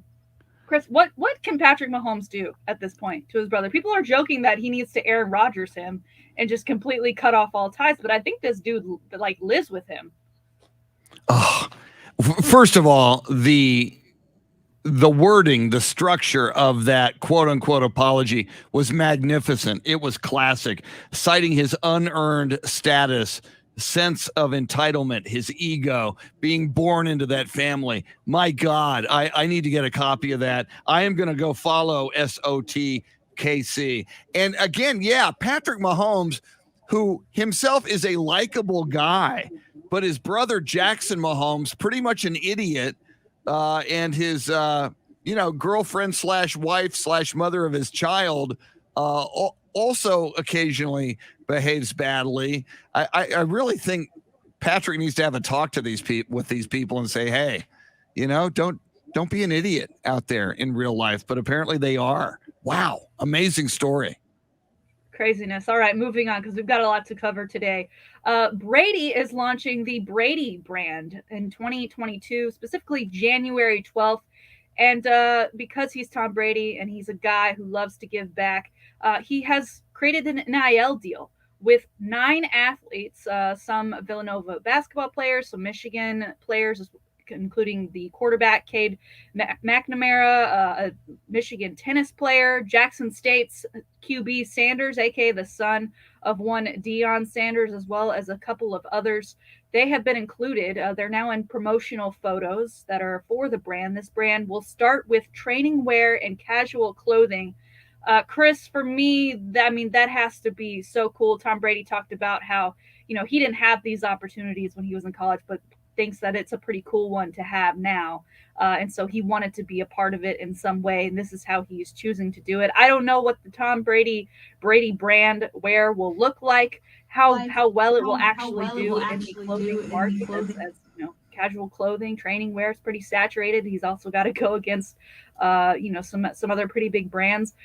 But I do love that he's brought in these college athletes to be a part of it. I mean, how cool. You see the photo shoot, current quarterback of Michigan, QB Cade McNamara, in a photo with Tom Brady. He probably never would have imagined that in his wildest dreams. And yet there it is. The NIL, Shannon, it's like daily and weekly. We hear of new NIL deals that are different than we've heard of before. And again, you're right. Imagine being a college athlete and you are sponsored by Tom Brady and Brady wear. And as you say, and you're right, sportswear is saturated, but I wouldn't bet against the Brady brand. Just like the Jordan brand, you put a name of a GOAT behind a brand, and depending on the marketing and the quality of what the gear is, this could blow up. This could be a big deal. Yeah. But again, what a big story for these athletes. Yeah, and Brady, I believe, is an Under Armour athlete, so I'm sure that this is going to be an extension of Under Armour in the way that Jordan is an extension of Nike. So he will have those guys backing him. All right, finally today, Chris, I've got another fantastic story. As you know, I am a Bills fan, as my neighbor growing up, currently the center for the Buffalo Bills, Mr. Mitch Morris. And because of that, I feel like I am a little bit a part of Bills Mafia. And I'm so happy to be a part of them because they've done some pretty great things in the past, whether it's raising money for a local children's hospital in the name of Josh Allen's grandmother who had passed, to jumping off of tables just in celebration, not because they're angry, not lighting things on fire because they're angry, but smashing tables for the fun of it, for Bills Mafia, to get those victories. And they've done it again, Chris. They have raised $40,000, Bills Mafia fans, that is, for visual impairment. Last weekend, they played a tight one against the Tampa Bay Buccaneers. It went into overtime, and a lot of fans left that game very upset after a lack of a late pass interference call that might have changed the outcome of the game. The Bucs ultimately won it over the Bills. The Bills looking to hang on and to grasp onto that top spot in the AFC. So one Bills fan in particular went and donated $17 to Visually Impaired Advancement. And then Visually Impaired Advancement shared this donation on social media with the quote that was sent with the $17, saying, it's saddening to witness someone being unable to see the blatant pass interference on Stephon Diggs, Buffalo Bills number 14. Hopefully this donation is a small step in the greater fight for fighting blindness and getting those with visual impairment the help they need so something like this never happens again. So it starts with $17, Chris. They share this post and share that $17 donation. And then an anonymous donor says, hey, for everyone who donates $17, I'll match the first 500. So there's a little over $8,000 right there. Wow. And now it's up to $40,000 as more Bills fans have donated to the Visually Impaired Advancement. It's great because there are obviously funds needed for that kind of thing. It's just crazy that they did it in honor of these refs who apparently they feel like they need that help as well because they did not give the penalty for a pass interference late in the game. Are they the best fan base? They're quickly becoming a favorite of mine. That's pretty amazing. And, a win-win. You call attention to what you feel was a bad call that cost your team a victory against the GOAT, Tom Brady and the Buccaneers, and you also go viral and help a great cause that is a worthy cause, and you call attention to that cause as well. So yeah, that's pretty amazing. You got to tip your hat to them for doing that. Yeah, from $17 from someone upset with a referee. I don't know why 17. Maybe it's Josh Allen's number, and that's why he liked it so much. But to now have $40,000, Bills fans, keep doing you. I appreciate it. I'm sure a lot of other people do. There it is. Today's Salty Shakedown. Outstanding Salty Shakedown as always, Shannon. And again, Jackson Mahomes. First of all, I got to come back and find and download and keep the original Instagram that restaurant and club put up, quote unquote, apologizing to him. Yeah, I will. And I wish they wouldn't have taken it down, because it's so, and I'm going to have to go read now their apology for that, because I imagine there are probably some Chiefs fans who may support Jackson Mahomes just because he's the brother of Patrick Mahomes. So maybe there's some of that going on. So maybe they got to be a little careful. But Mike, the guy is just bad news. Yeah, I'm not getting the vibe based on this that they're Chiefs fans. I think Chiefs fans are more on the side of the restaurant. I think they're kind of blaming some of the struggles, especially early on with the Chiefs this season, of Patrick or Jackson being a bit of a distraction, and who knows how much time he does spend with Patrick, and kind of blaming him for things. But his actions speak very loud, and his actions as of late not been the best. But I love that this restaurant is now getting, I think, the clout they deserve after Jackson. It kind of backfired, right? He tried to bring him down, and they come back swinging, and now everyone has got this on their must-go-to list when visiting Kansas City, because, like they said, we survived a global pandemic. We'll survive your ego. That was just brilliant. That was such a brilliant line. Mic drop. And do we know what Jackson Mahomes does other than being a hanger-on for his brother Patrick Mahomes? Does he have a job? Is he going to college? Does he have a future other than being an idiot boy? What is his deal? Do we know? So, having looked at his socials, his TikToks and his Instagrams, he does have a couple endorsements, one with like a phone case company, and I think another with like some sort of Invisalign thing. So he makes money from that. I think he's also like a sometimes college student. He's 21. So I think he takes classes probably at like a community college in KC, but I think most of it is using that last name. So he's going to be like a Kardashian if he can be. He's going to be a guy who's going to be an influencer. Sponsors are going to give him money. My God, Patrick, have a talk with your little brother. Your little brother's a total knucklehead. It's not good. Or cut it's him not off. A good Just look. cut him off financially. Yeah.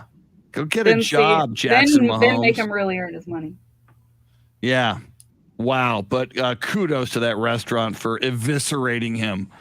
SOTKC. I'm going to follow you and support your restaurant. Way to go. Little Michael Jackson as we go to break. Sports update at the top of the hour. Coming up, our weekend football picks, bowl games this weekend, and NFL, including the Cowboys and the Giants. Mark Vandermeer, voice of the Houston Texans, will join us just after 8:30. Jaguars with a different head coach taking on the Texans this weekend.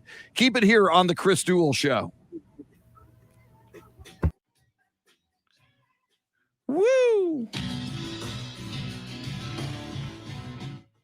All right. I'm going to heat up some coffee and then make some football picks.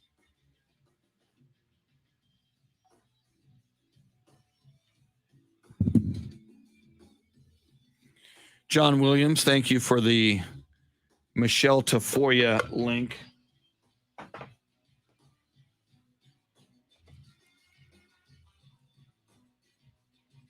All right. I'll be back in a sec. I was talking with my neighbor Lisa the other day about getting LASIK, and she suggested LASIK Plus. Said they were the best. I told Megan, my friend Gary told me about LASIK Plus, and that he was right. I had a great experience. Yeah, I'm Gary. I told Lisa about LASIK Plus, and now they customized a treatment plan specific for my eyes. LASIK Plus gets more referrals from Mike Taylor, kind enough to sit in. Thank you, Mike. I'll be back in a sec. We're confident they're going to say LASIK Plus. Wait, and you are? Oh, I'm Matt. Who told Gary? Who told Lisa? Who told Megan? Right now at LASIK Plus, we're offering 20% off LASIK with our latest Wavelight laser when treated in December. Check out the thousands of 5-star reviews, then visit mylasicoffer.com. LASIK Plus, the patient's choice for LASIK. Let's mention this promotion to be treated in December of 2021 to qualify. 20% off standard price of Wavelight procedure cannot be combined with any other offers. Go to mylasicoffer.com for details. Inspired by State Farm's surprisingly great rates. It's so cheap. Yeah, gotta keep it on and out. But you can't make your average Joe. State Farm's.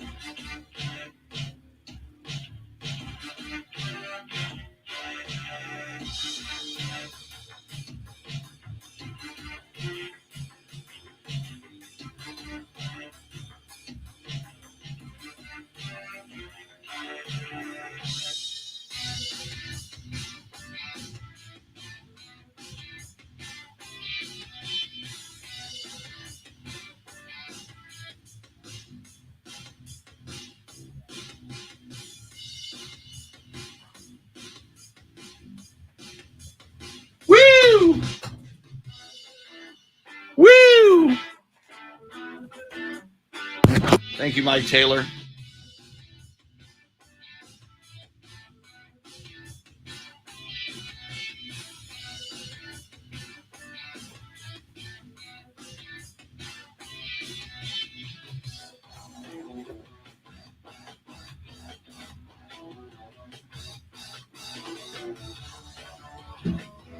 All right.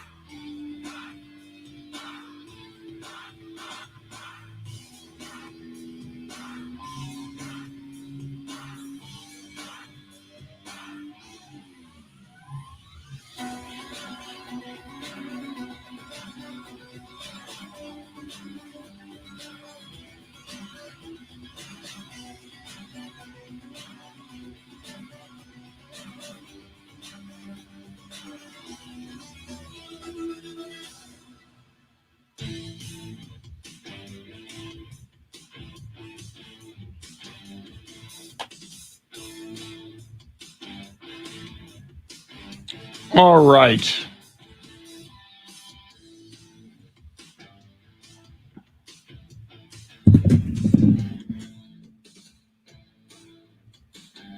Joe Garcia, O.M. Garcia, welcome in.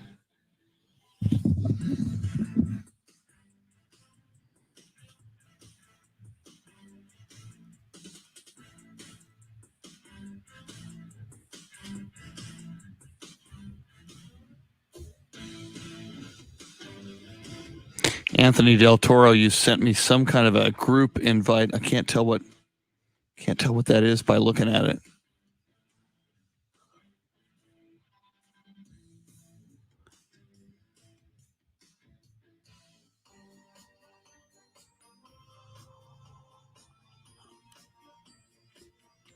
John Williams, I'm looking at your Michelle Tafoya link.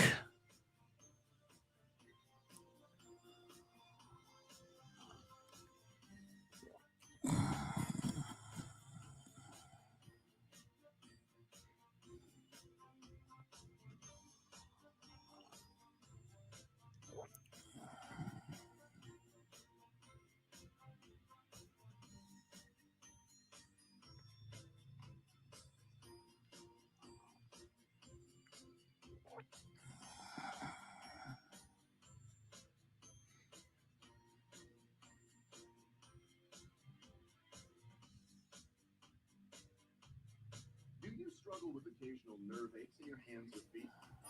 Try Nervive Nerve Relief. Nervive contains B-complex vitamins and alpha-lipoic acid to relieve nerve aches, weakness, and discomfort.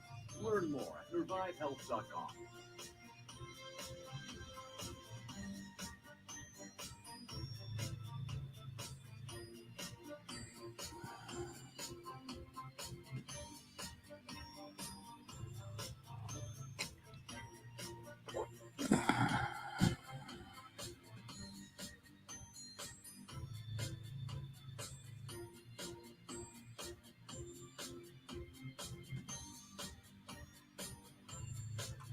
Are you one of those people who thinks it's okay to drive stoned? I mean, what's the worst that can happen? You end up driving below the speed limit?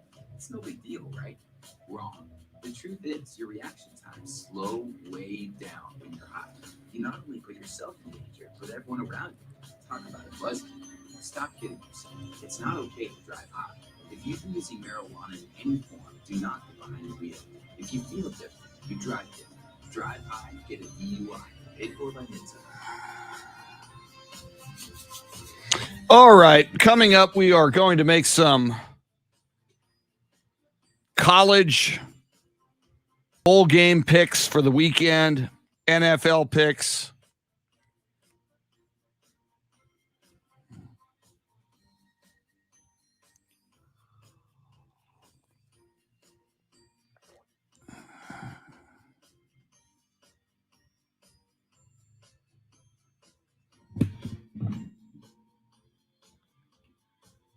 We might try to get to that Trevor Lawrence audio before this segment ends.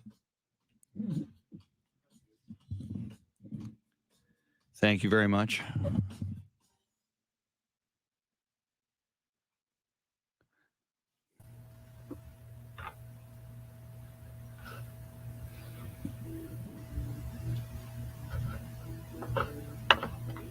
This is the show.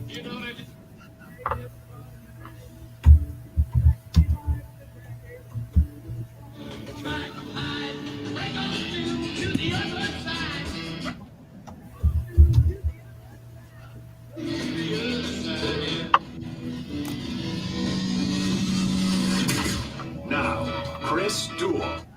Football weekend has arrived. It is Football Friday, a big weekend of football. Now, we focus on football, but of course, you've got NBA basketball, Spurs taking on the Utah Jazz tonight. Texas Longhorn men taking on Stanford. Texas Longhorn women taking on Arizona. So lots going on. We'll talk about it all this hour. Shannon, Salty, Sweeney, of course, on board with me, Chris Duel. Jeremy Kolock is your soundscape stylist. Coming up just after 8:30, the voice of the Houston Texans, Mark Vandermeer. Texans taking on the Jacksonville Jaguars this weekend. Nothing going on in Jacksonville other than blowing out the bizarre head coach, Urban Meyer.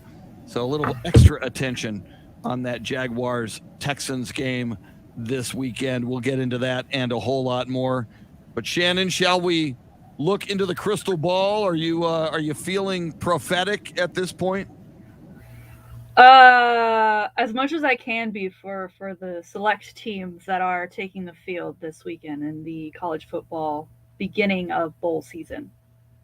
True, not exactly marquee bowls this weekend, but I do see some intrigue out there. Yeah. So let's get this party started. How about some college bowl game music, Jeremy? Yes, they are bowl games. It is college. It is football, and remember, more football is good football. Right. Shannon, who do you got in your first college pick? So the other thing that makes these difficult is, we discussed like Sincere McCormick this morning announcing that he's not going to be playing in his bowl game. I would assume anyone who has a bowl game this weekend would have already made that announcement. But because these are schools that we aren't as closely as associated with, I'm not sure what key players they might be missing who are trying to get on to the next level. So, if you're don't put your money on our picks today. Just maybe a friendly high five. All right, I'm going to the Radiance Technologies Independence Bowl as my first bowl of the weekend. That one is UAB taking on BYU. BYU 10-2 on the season, while UAB 8-4. So I've got to take BYU here. They're favored by 7. You're going that. I'm picking that game also. The Radiance Technologies Independence Bowl. That's 2:30 tomorrow on ABC. UAB, even though they're 8-4, UTSA played them. They can put up a lot of points, but I'm with you. I think at number 13 in the country, BYU 10-2 overall, 6.5 point favorite. I think they'll be fine and win by more than 6.5. You and I are in accord. BYU over UAB. All right. Then I am keeping with the Utah theme, but going out to LA for the Jimmy Kimmel LA Bowl presented by Stifle. Is this the first of the Jimmy Kimmel Bowl? Is this the first one or is this the second one? They may have done it last year. I'd have to look it up. I think maybe it happened last year. Still very strange, in my opinion. Utah State taking on Oregon State. Utah finished the season 10-3, while Oregon State finished 7-5. Chris, I've seen Oregon State play in the past, but I gotta believe Utah coming in at 10-3 on the season. They're not favored. Oregon State is favored by 7, so I'm gonna take Utah State at +7. I'm not sure if they'll win, but certainly cover against Oregon State. I think that's a good pick. Oregon State at 7-5, nothing special. The Pac-12 in general this season, nothing special. So picking Utah State in that game, I think, is pretty good. Early morning, if you wake up and want to see the first bowl game of the day on Saturday, that is looks like the roofclaim.com Boca Raton Bowl. Western Kentucky versus Appalachian State. As we know, Western Kentucky took on UTSA in the Conference USA Championship game. They've got that quarterback, Bailey Zappi, who is a madman and fun to watch. I mean, this will be fun to watch just to watch Bailey Zappi. Because of Bailey Zappi, having seen him play firsthand against UTSA, Western Kentucky is a 3-point underdog to Appalachian State. Give me Bailey Zappi, Western Kentucky, and give me those 3 points. I'm picking Western Kentucky +3 over Appalachian State. All right, I dig it. First one of the Saturday slate. My next pick takes us to the R+L Carriers New Orleans Bowl. Is that the one that UTSA was hoping to get? That New Orleans should have been all UTSA. Right. Well, maybe a little bit of you and I could have taken the show there. Home field advantage because Louisiana is taking on Marshall. Louisiana, Texas fans know they faced them to start the season when things were all shiny, bright, new, and we were going 1-0. Texas beat Louisiana 38-18. Louisiana finished the season strong after that loss with a 12-1 record. Marshall just at 7-5. So I've got to take the Raging Cajuns at -5 against Marshall. 12-1 Raging Cajuns. Yeah. I mean, my goodness, what a record. And hopefully for their sake and your sake, since you picked them, they go on to win that game. Finally, Shannon, I am going to make a call in the Lending Tree Bowl being played at 4:45 on ESPN Saturday at Hancock Whitney Stadium in Mobile, Alabama. It's Eastern Michigan versus Liberty. Shannon, I know absolutely nothing about Eastern Michigan or Liberty except this.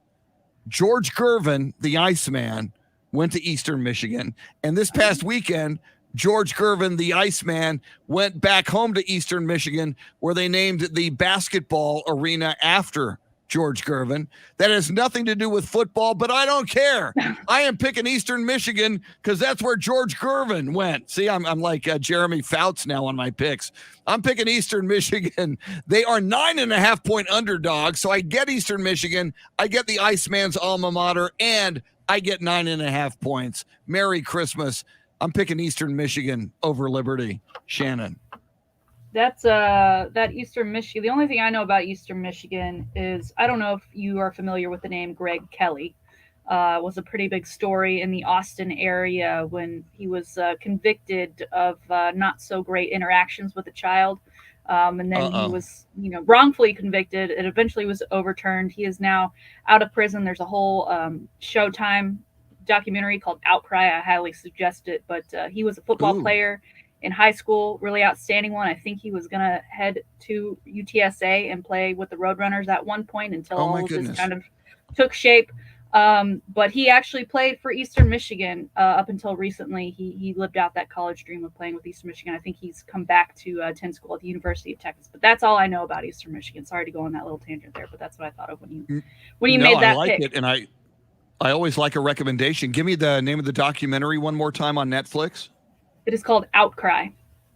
Outcry. Yes. I will put that on the list. I will take a look at Outcry. So to recap cool. our college. Go ahead. Oh, sorry. Go ahead. Recapping college, Chris has got Eastern Michigan at +9.5 versus Liberty. Western Kentucky +3 against Appalachian State. And BYU -7 versus UAB. I also have BYU at -7. I've got Utah State at +7 against Oregon State. And Louisiana -5 against Marshall. Are we ready for the NFL, sir? Yes, I'm always ready for the NFL. Woo! Give us there. Oh, my God, the music. I feel better all of a sudden. We shall each pick 3 NFL games against the spread. Shannon, let's kick this puppy off. All right. It's I feel like this is a gimme, considering all that is going on with COVID in the NFL, and specifically the Browns, who are down to their 3rd-string quarterback. They are taking on the Las Vegas Raiders, the first game on Saturday in that doubleheader matchup. We've got the New England Patriots later that night against the Colts, but the afternoon slate, Vegas versus Cleveland. Vegas only favored by 3.5. I got to figure with everything going on in Cleveland, that line may move up, but I'll go ahead and take it. I'll take the Raiders -3.5 against the Browns. Probably a good pick. And as you mentioned, the first-string quarterback, Baker Mayfield, COVID. Second-string quarterback, Case Keenum, COVID. So Brett Mullins, good luck quarterbacking the Browns against the Vegas Raiders. First game on Saturday. I'm going to pick the night game on Saturday. And, of course, I was whining earlier, Shannon, both of these games on the NFL Network. I don't have the NFL Network, but who knows? Maybe I'll find a way to watch. The New England Patriots at the Indianapolis Colts at Lucas Oil Stadium Saturday night. As I've mentioned, Shannon, I've been watching HBO's Hard Knocks in season. Indianapolis Colts, liking the Colts.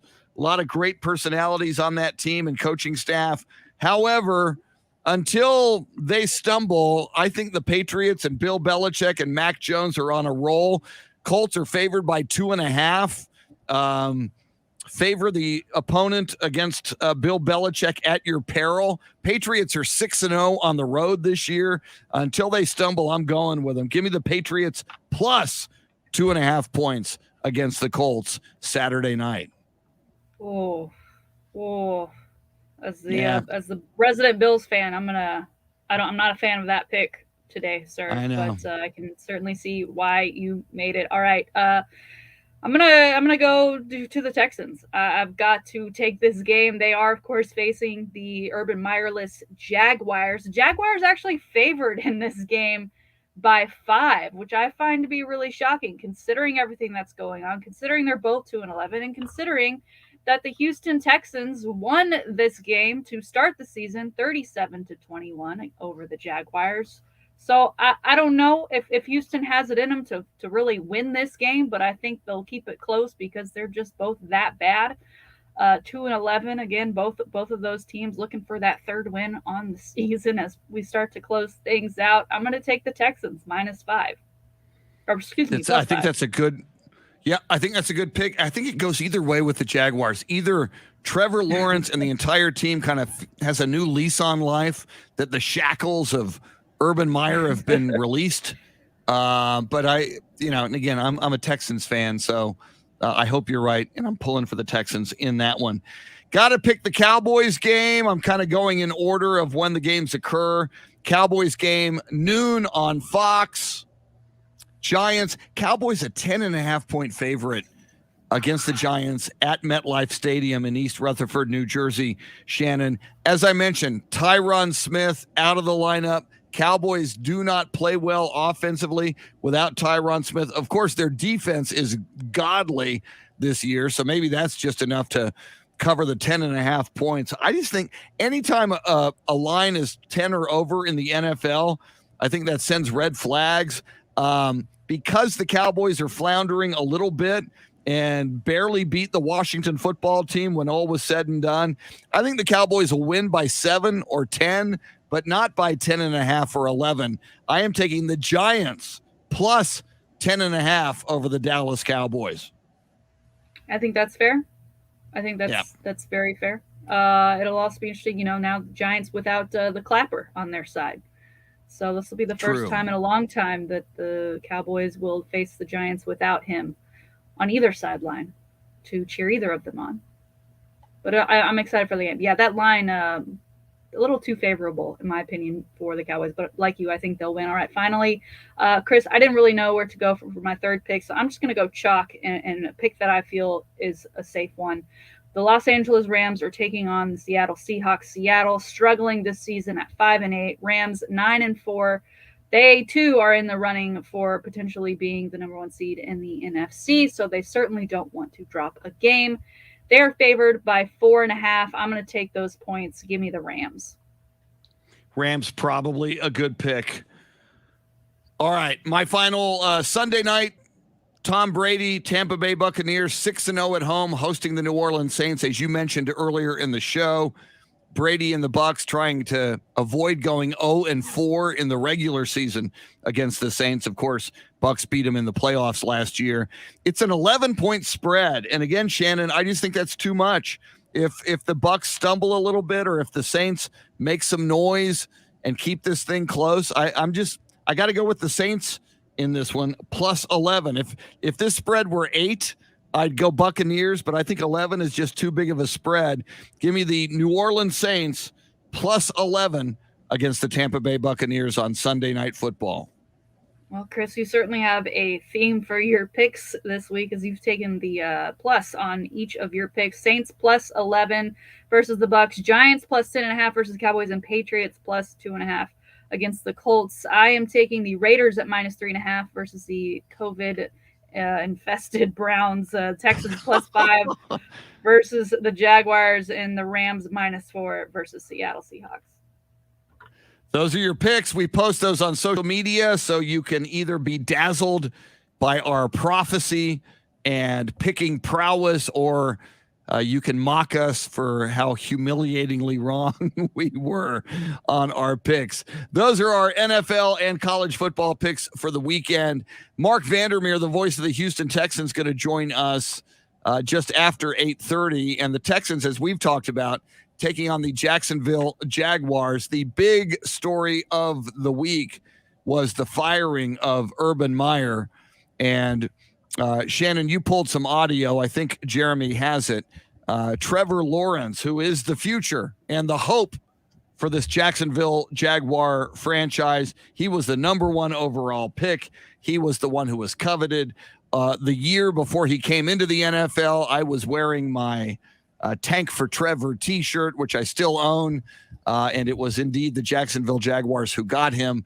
In the aftermath of the firing of Urban Meyer, Trevor Lawrence talked about the drama that has come to the Jacksonville Jaguars and the importance of truthfulness. Let's listen to Sunshine, Mr. Trevor Lawrence.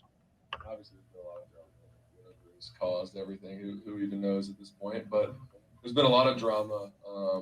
And for me, I think it's important to be truthful.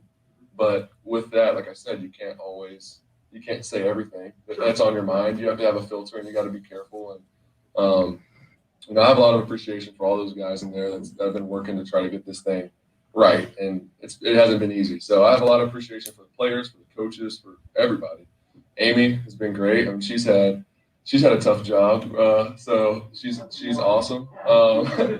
But no, so I understand that, but I also think with you guys, I mean, you guys do a tough job too, and to just be honest, I think is important. Obviously, you can't, like I said, always say exactly what's on your mind, but the truth is in there somewhere, always with me. So that's what I try to do. Yeah, I mean, you're always going to have some form of drama. I've learned that even just the NFL is just more drama in general than college, no matter where you're at. But you're right. I mean, there's been a lot, and yeah, to your point, I do think that has to change, and that's something that we need to work on for sure. So you can't always be in the headlines. You just got to go play football, and that's where we're trying to get, and I have no doubt we'll get there, but yeah, for sure. Trevor Lawrence talking to the media in the aftermath of the firing of head coach Urban Meyer. And Shannon, as I've paid a lot of attention to Trevor Lawrence's comments, those we just heard and others where he said, this now will give us as a team an opportunity to focus. He was talking about the drama, talking about the distractions.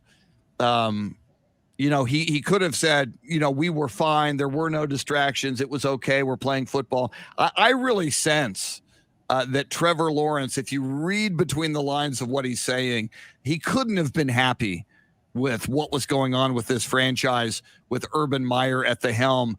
And while I have no evidence of it, I really believe that the owner of the Jacksonville Jaguars, Shad Khan, must have consulted Trevor Lawrence. It would be the smart thing to do. He's the future of your franchise. How do you feel about head coach Urban Meyer? I have a feeling, Shannon, that he gave a vote of no confidence to the owner when it came to Urban Meyer. Yeah, I mean, every great quarterback has that great coach that they work alongside. I mean, that was the major deal with Brady leaving the Patriots, right? And he wound up in a fantastic situation with Bruce Arians where he's still maintained a high quality relationship with his head coach. We see the issues going on right now in Green Bay with Aaron Rodgers and his kind of dissatisfaction with the uppers there. But when he did win that Super Bowl, him and Mike McCarthy, that was a fantastic tandem. Same thing with Russell Wilson and even Mike Tomlin and Big Ben, right? I mean, those relationships are Super Bowl worthy. And when those aren't working, that's easy to see early on, even though it had only been 11 months since Urban Meyer was hired, and then even a shorter period of time since Trevor Lawrence has officially even been in the NFL as a Jaguar. It's crazy to think, obviously 2-11, but there was no discussion of firing Urban Meyer because of their record. Right. They weren't expected to blow everyone out. They were expected to be building this franchise up from nothing with the help of Trevor Lawrence. It was everything else that was going on. And for a rookie quarterback who has the pressure of being that next great franchise guy, face of the league, this isn't what needed to take place around him. I mean, drama or not, he mentioned truthfulness. I mean, I think that really stood out too of, Urban liar. I mean, he did things behind the scenes, and then he would show up in front of a press conference and say how much he adores being the head coach and how he wouldn't want to go back to college football and that he is here through and through. I think Trevor Lawrence is in a really rough spot, and he's handling it really well, especially given his rookie status. But I agree with you that I don't think Trevor Lawrence is upset about Urban Meyer no longer being a part of that organization. And this Sunday, Trevor Lawrence will take on the Houston Texans coming up. The voice of the Houston Texans, Mark Vandermeer, will talk everything about that game, get his thoughts on Trevor Lawrence and the firing of Urban Meyer as well. Coming up, Mark Vandermeer, always a great interview. We are with you till the top of the hour. She is Shannon Salty Sweeney, Jeremy Kolak making the show go. Thanks for hanging out with us on the Chris Duel Show.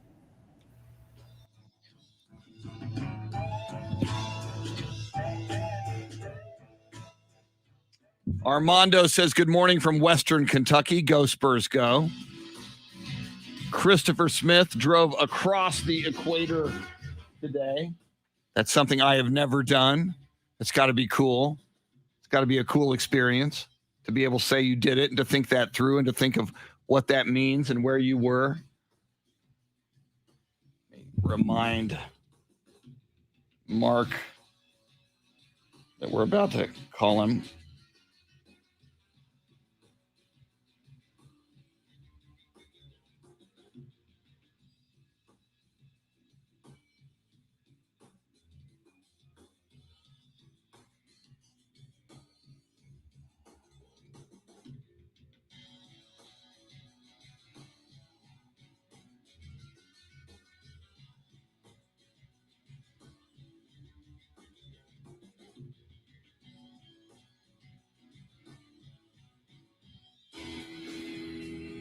Okay, so there's that. Grabbing even more coffee now.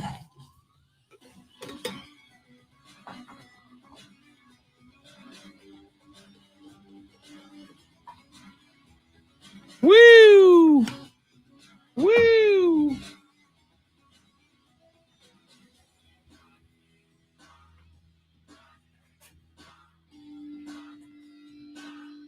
Mike Taylor, ladies and gentlemen. Back in a sec.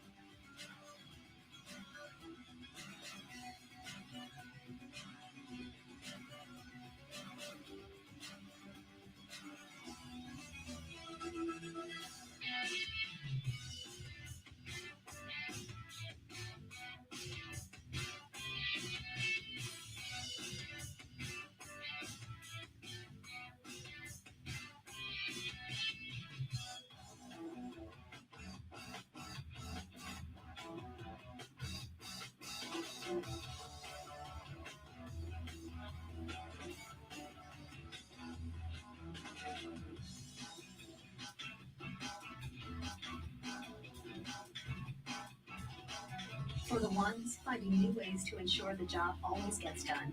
For the ones wearing many hats. For the ones who are hands-on, even from far away. And the ones keeping business moving forward. We are Grainger, offering supplies and solutions for every industry, with 24/7 support and experienced staff at over 250 local branches. Call clickgrainger.com or just stop by. Grainger, for the ones who get it done.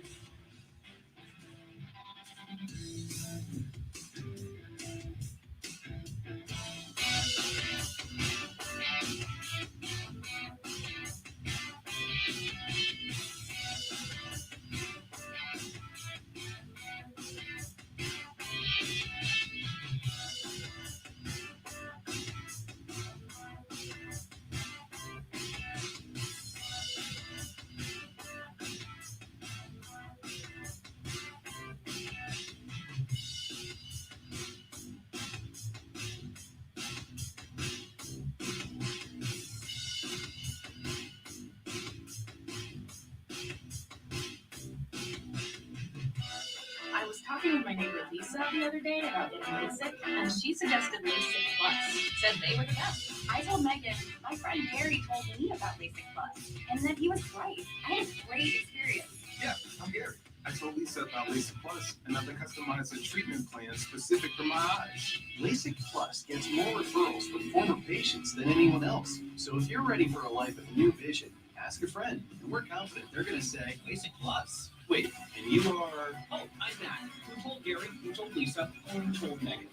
Right now at LASIK Plus, we're offering 20% off LASIK with our latest wavelight laser when treated in December. Check out the thousands of 5-star reviews, then visit mylasicoffer.com. LASIK Plus, the patient's choice for LASIK. Must mention this promotion to be treated in December of 2021 to qualify. 20% off standard price of wavelight procedure cannot be combined with any other offers. Go to mylasicoffer.com for details.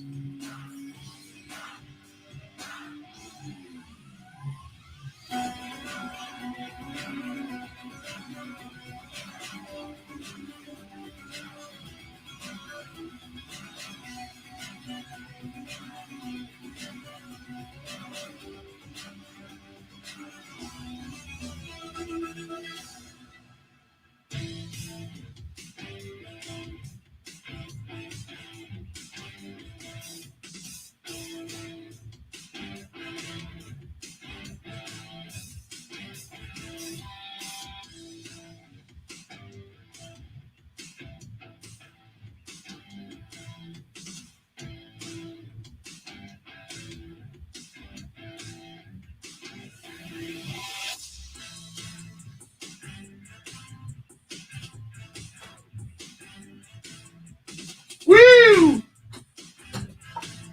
Thank you, Mike Taylor.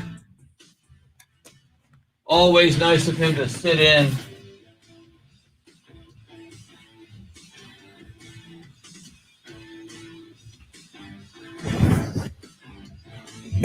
Jesse Bratton, Frank Ramirez, Armando Salinas, good morning. Jesse says, good morning. Sincere McCormick, not sincere to the team. Understand, just don't like it. Life is a daily risk. Yeah, we talked about that earlier, Jesse, and, I do understand it like you. Hard to begrudge him an opportunity to go maybe make millions of dollars in the NFL. He's got a daughter, a little daughter, and a wife, and obviously another year, another 12 to 14 games at UTSA could bring risk to him. So, yeah, I get it. As a UTSA fan, though, not happy, but that's the double-edged sword when you've got players that are that good. A, they help you immensely, and he did. B, they could leave early for the NFL, and he is. So now Jeff Traylor goes into the stable and hopes to find running backs who can deliver the goods for him moving forward.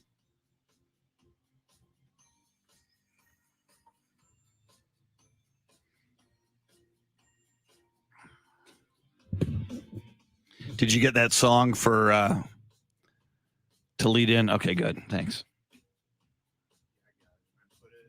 I put it to play the song. I don't remember exactly what the line is, but it's literally like tomorrow might not come for you or something. Yeah, and the chorus is, ooh, that smell. Can't you smell that smell? Yeah, I set it to like a line right before the chorus. Okay, cool. Perfect. Beautiful. Perfecto. Thank you.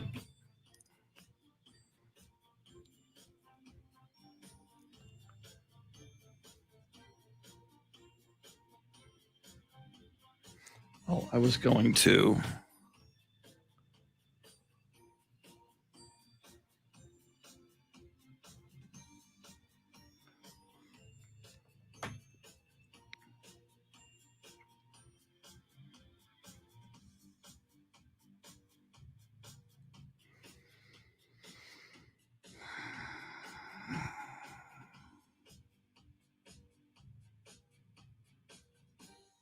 Here we come.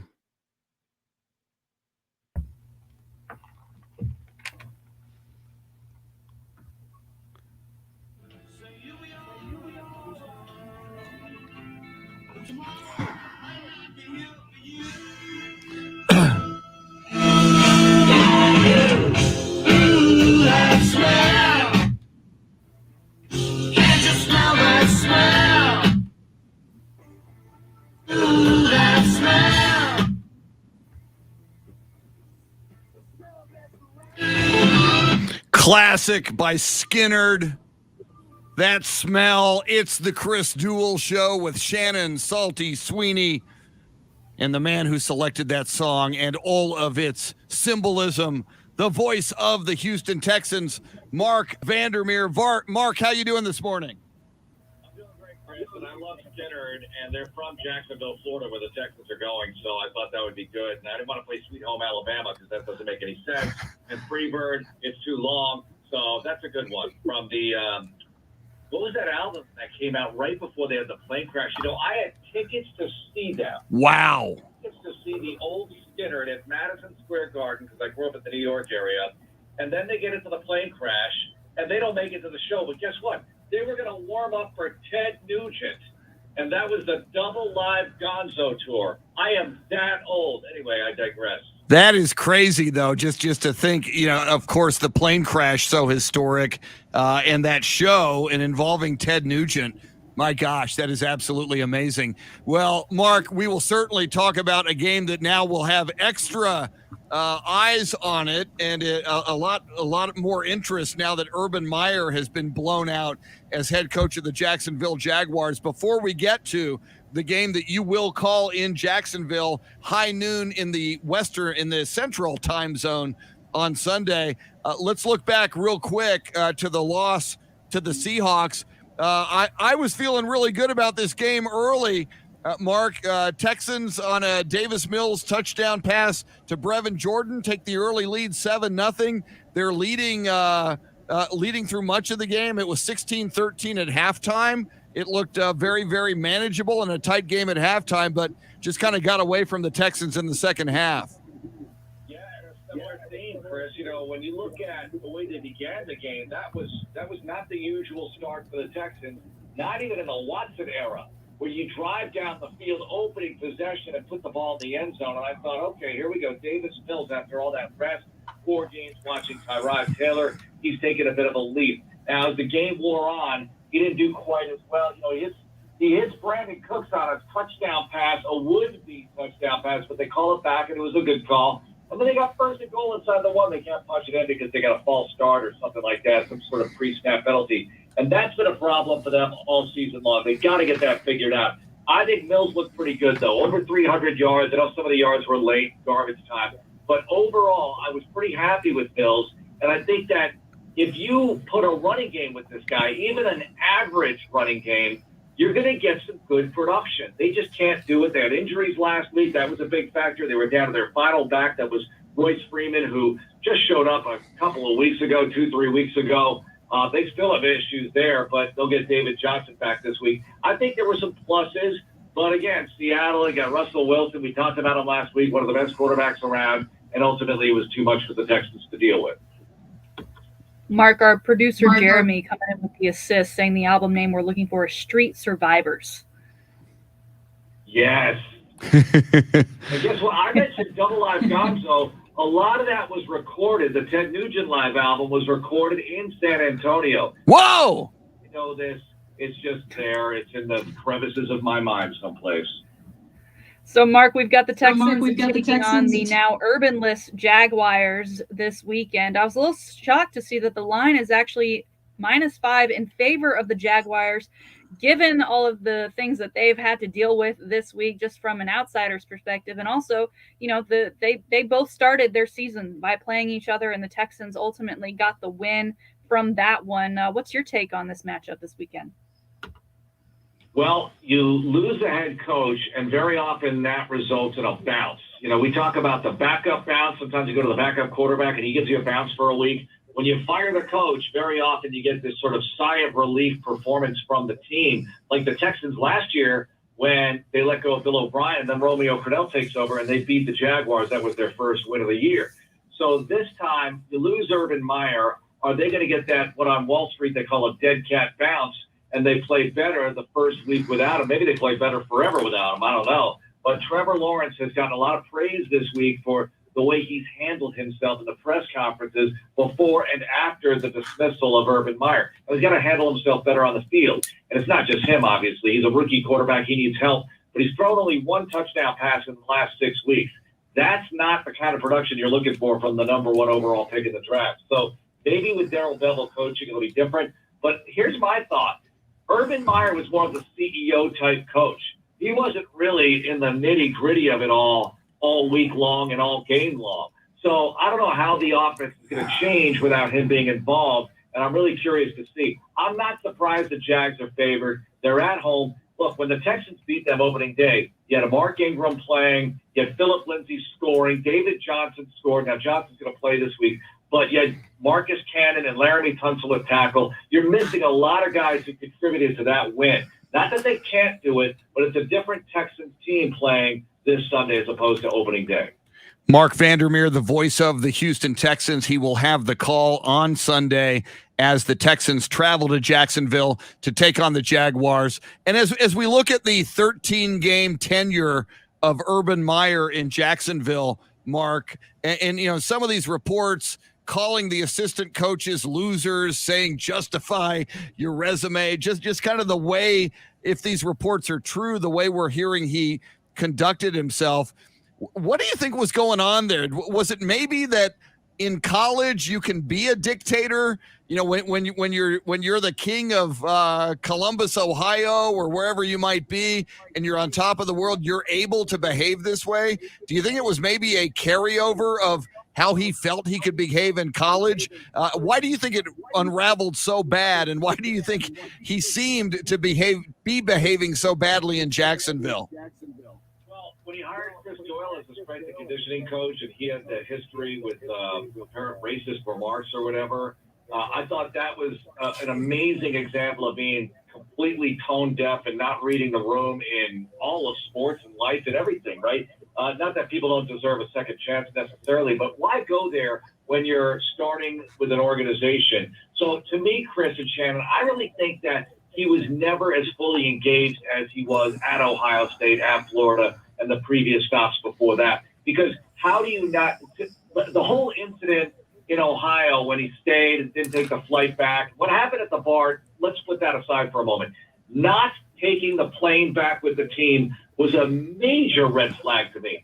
In college or pro, how do you not do that? You just lost a game. You fly back with the team. You're going over – the next day, you might bring the players loose, but the next day you're going over game tape, you're going over the practice plan, you're going over whatever you need to do. You might get a couple of days off over the weekend because it was a Thursday night game. I get that. You'll give the coaches at least one day off, but you got to go back with your squad. The captain must be with the ship. When he didn't do that, I thought, oh, he's just checked out already. He's not even in. Maybe he never checked in. So I think that was really emblematic of maybe the entire tenure of Urban Meyer. Then you add in all the other layers. I mean, calling out your assistant coaches and questioning their resume. What? You hired them? You should know their resume. What's going on? So the whole thing was a big enigma to me, and now I think they can move on much better without him than with him. Mark, it's been a strange week in the NFL. It seems every day more and more guys, both players, coaches, personnel, being added to the COVID list. What's going on with the Texans as far as this COVID outbreak is concerned, and what do you think of the changes that the NFL announced yesterday?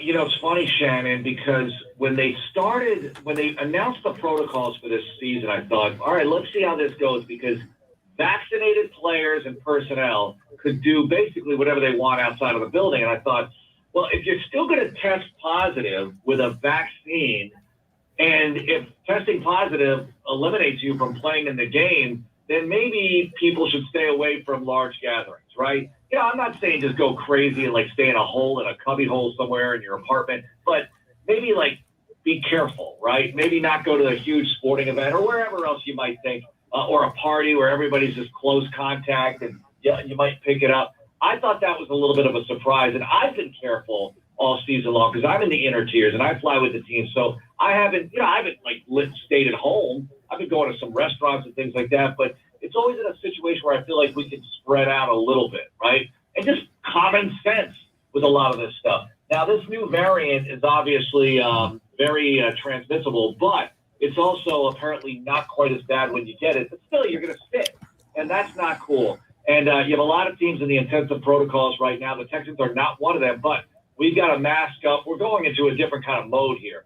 more masks, like masks all the time in the building. Anytime you're in a situation where you can like breathe on somebody indoors, you're going to be with a mask on. And that hasn't been the case with the vaccinated people. So here we are, and we're just trying to deal with it and get through the season. If you're a playoff-bound team, I think you're a little nervous because you could lose some players for a while. You know, you look at Cleveland and Washington right here going into the weekend, and those teams are still alive. That's a tough situation for them.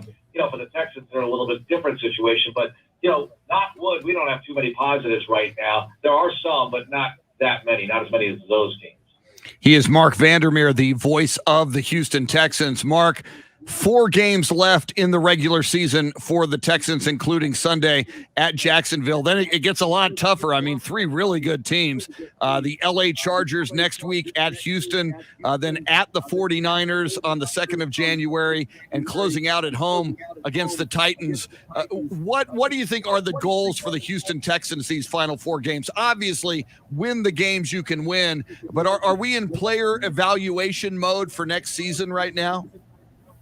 Me, and this is me talking, I want to know, is Mills going to be the guy moving forward? How confident are you to say Mills should be the starting quarterback in 2022, or at least get a real legit shot to win the job? That's what I want to know. I want to see improvement from him in the passing game. Now, the way they have not been running the ball doesn't help him, but I think you can still see improvement anyway, and they know more than we do because they have all the information on plays that were called, were they executed right, what went wrong, how did he deal with it, how did he audible at the line when allowed to do so, those kinds of things. They've got to evaluate that. So it goes beyond wins and losses there, but you also want to see, you know, how hard the guys play. And they have all the data on that. They're all wired. All these players are wired during practice. Every team has this now, where you can see how hard a guy's practice is, how hard he prepares physically and mentally. You can judge that as well. So those are the kinds of things I think they'll be observing in these final 4 weeks to see who's going to be around here. Because get ready, Chris and Shannon, they are going to overhaul this thing again. They have to. They have so many players that are on 1 and 2 year deals. They've got to bring in a ton of extra guys. They have 19, without making a Watson trade, they have 19 draft choices in the next 2 years. Think about that. That's the most in the history of this franchise since years 1 and 2. And in the expansion year, they had 13 picks in 1 draft. So that was crazy stuff as an expansion team. So if they make a Watson deal, I mean, they're going to have how many picks? I don't know, 25 or more, whatever it's going to be in the next couple of years.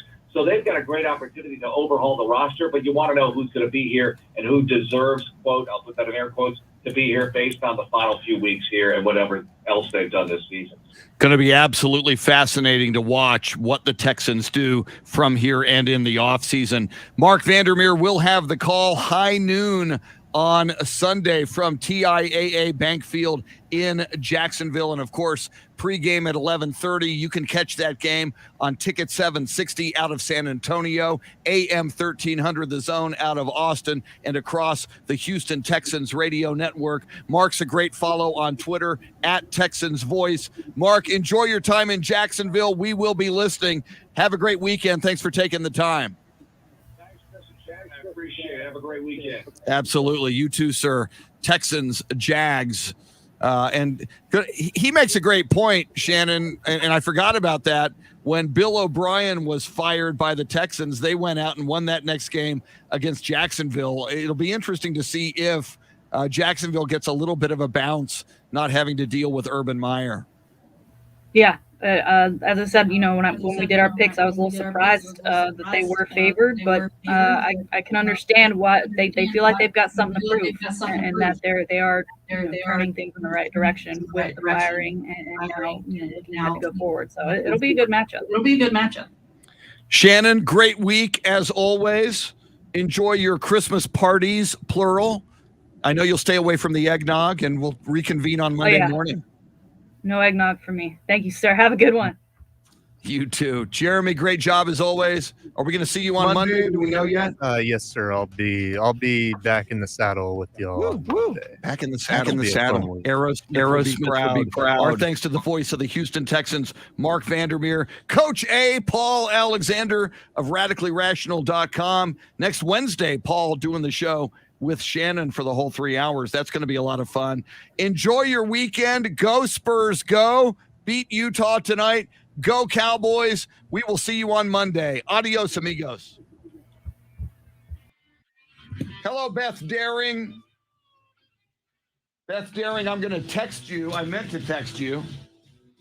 I will probably be leaving at 3 o'clock today, probably. I'm going to text you right now, in fact.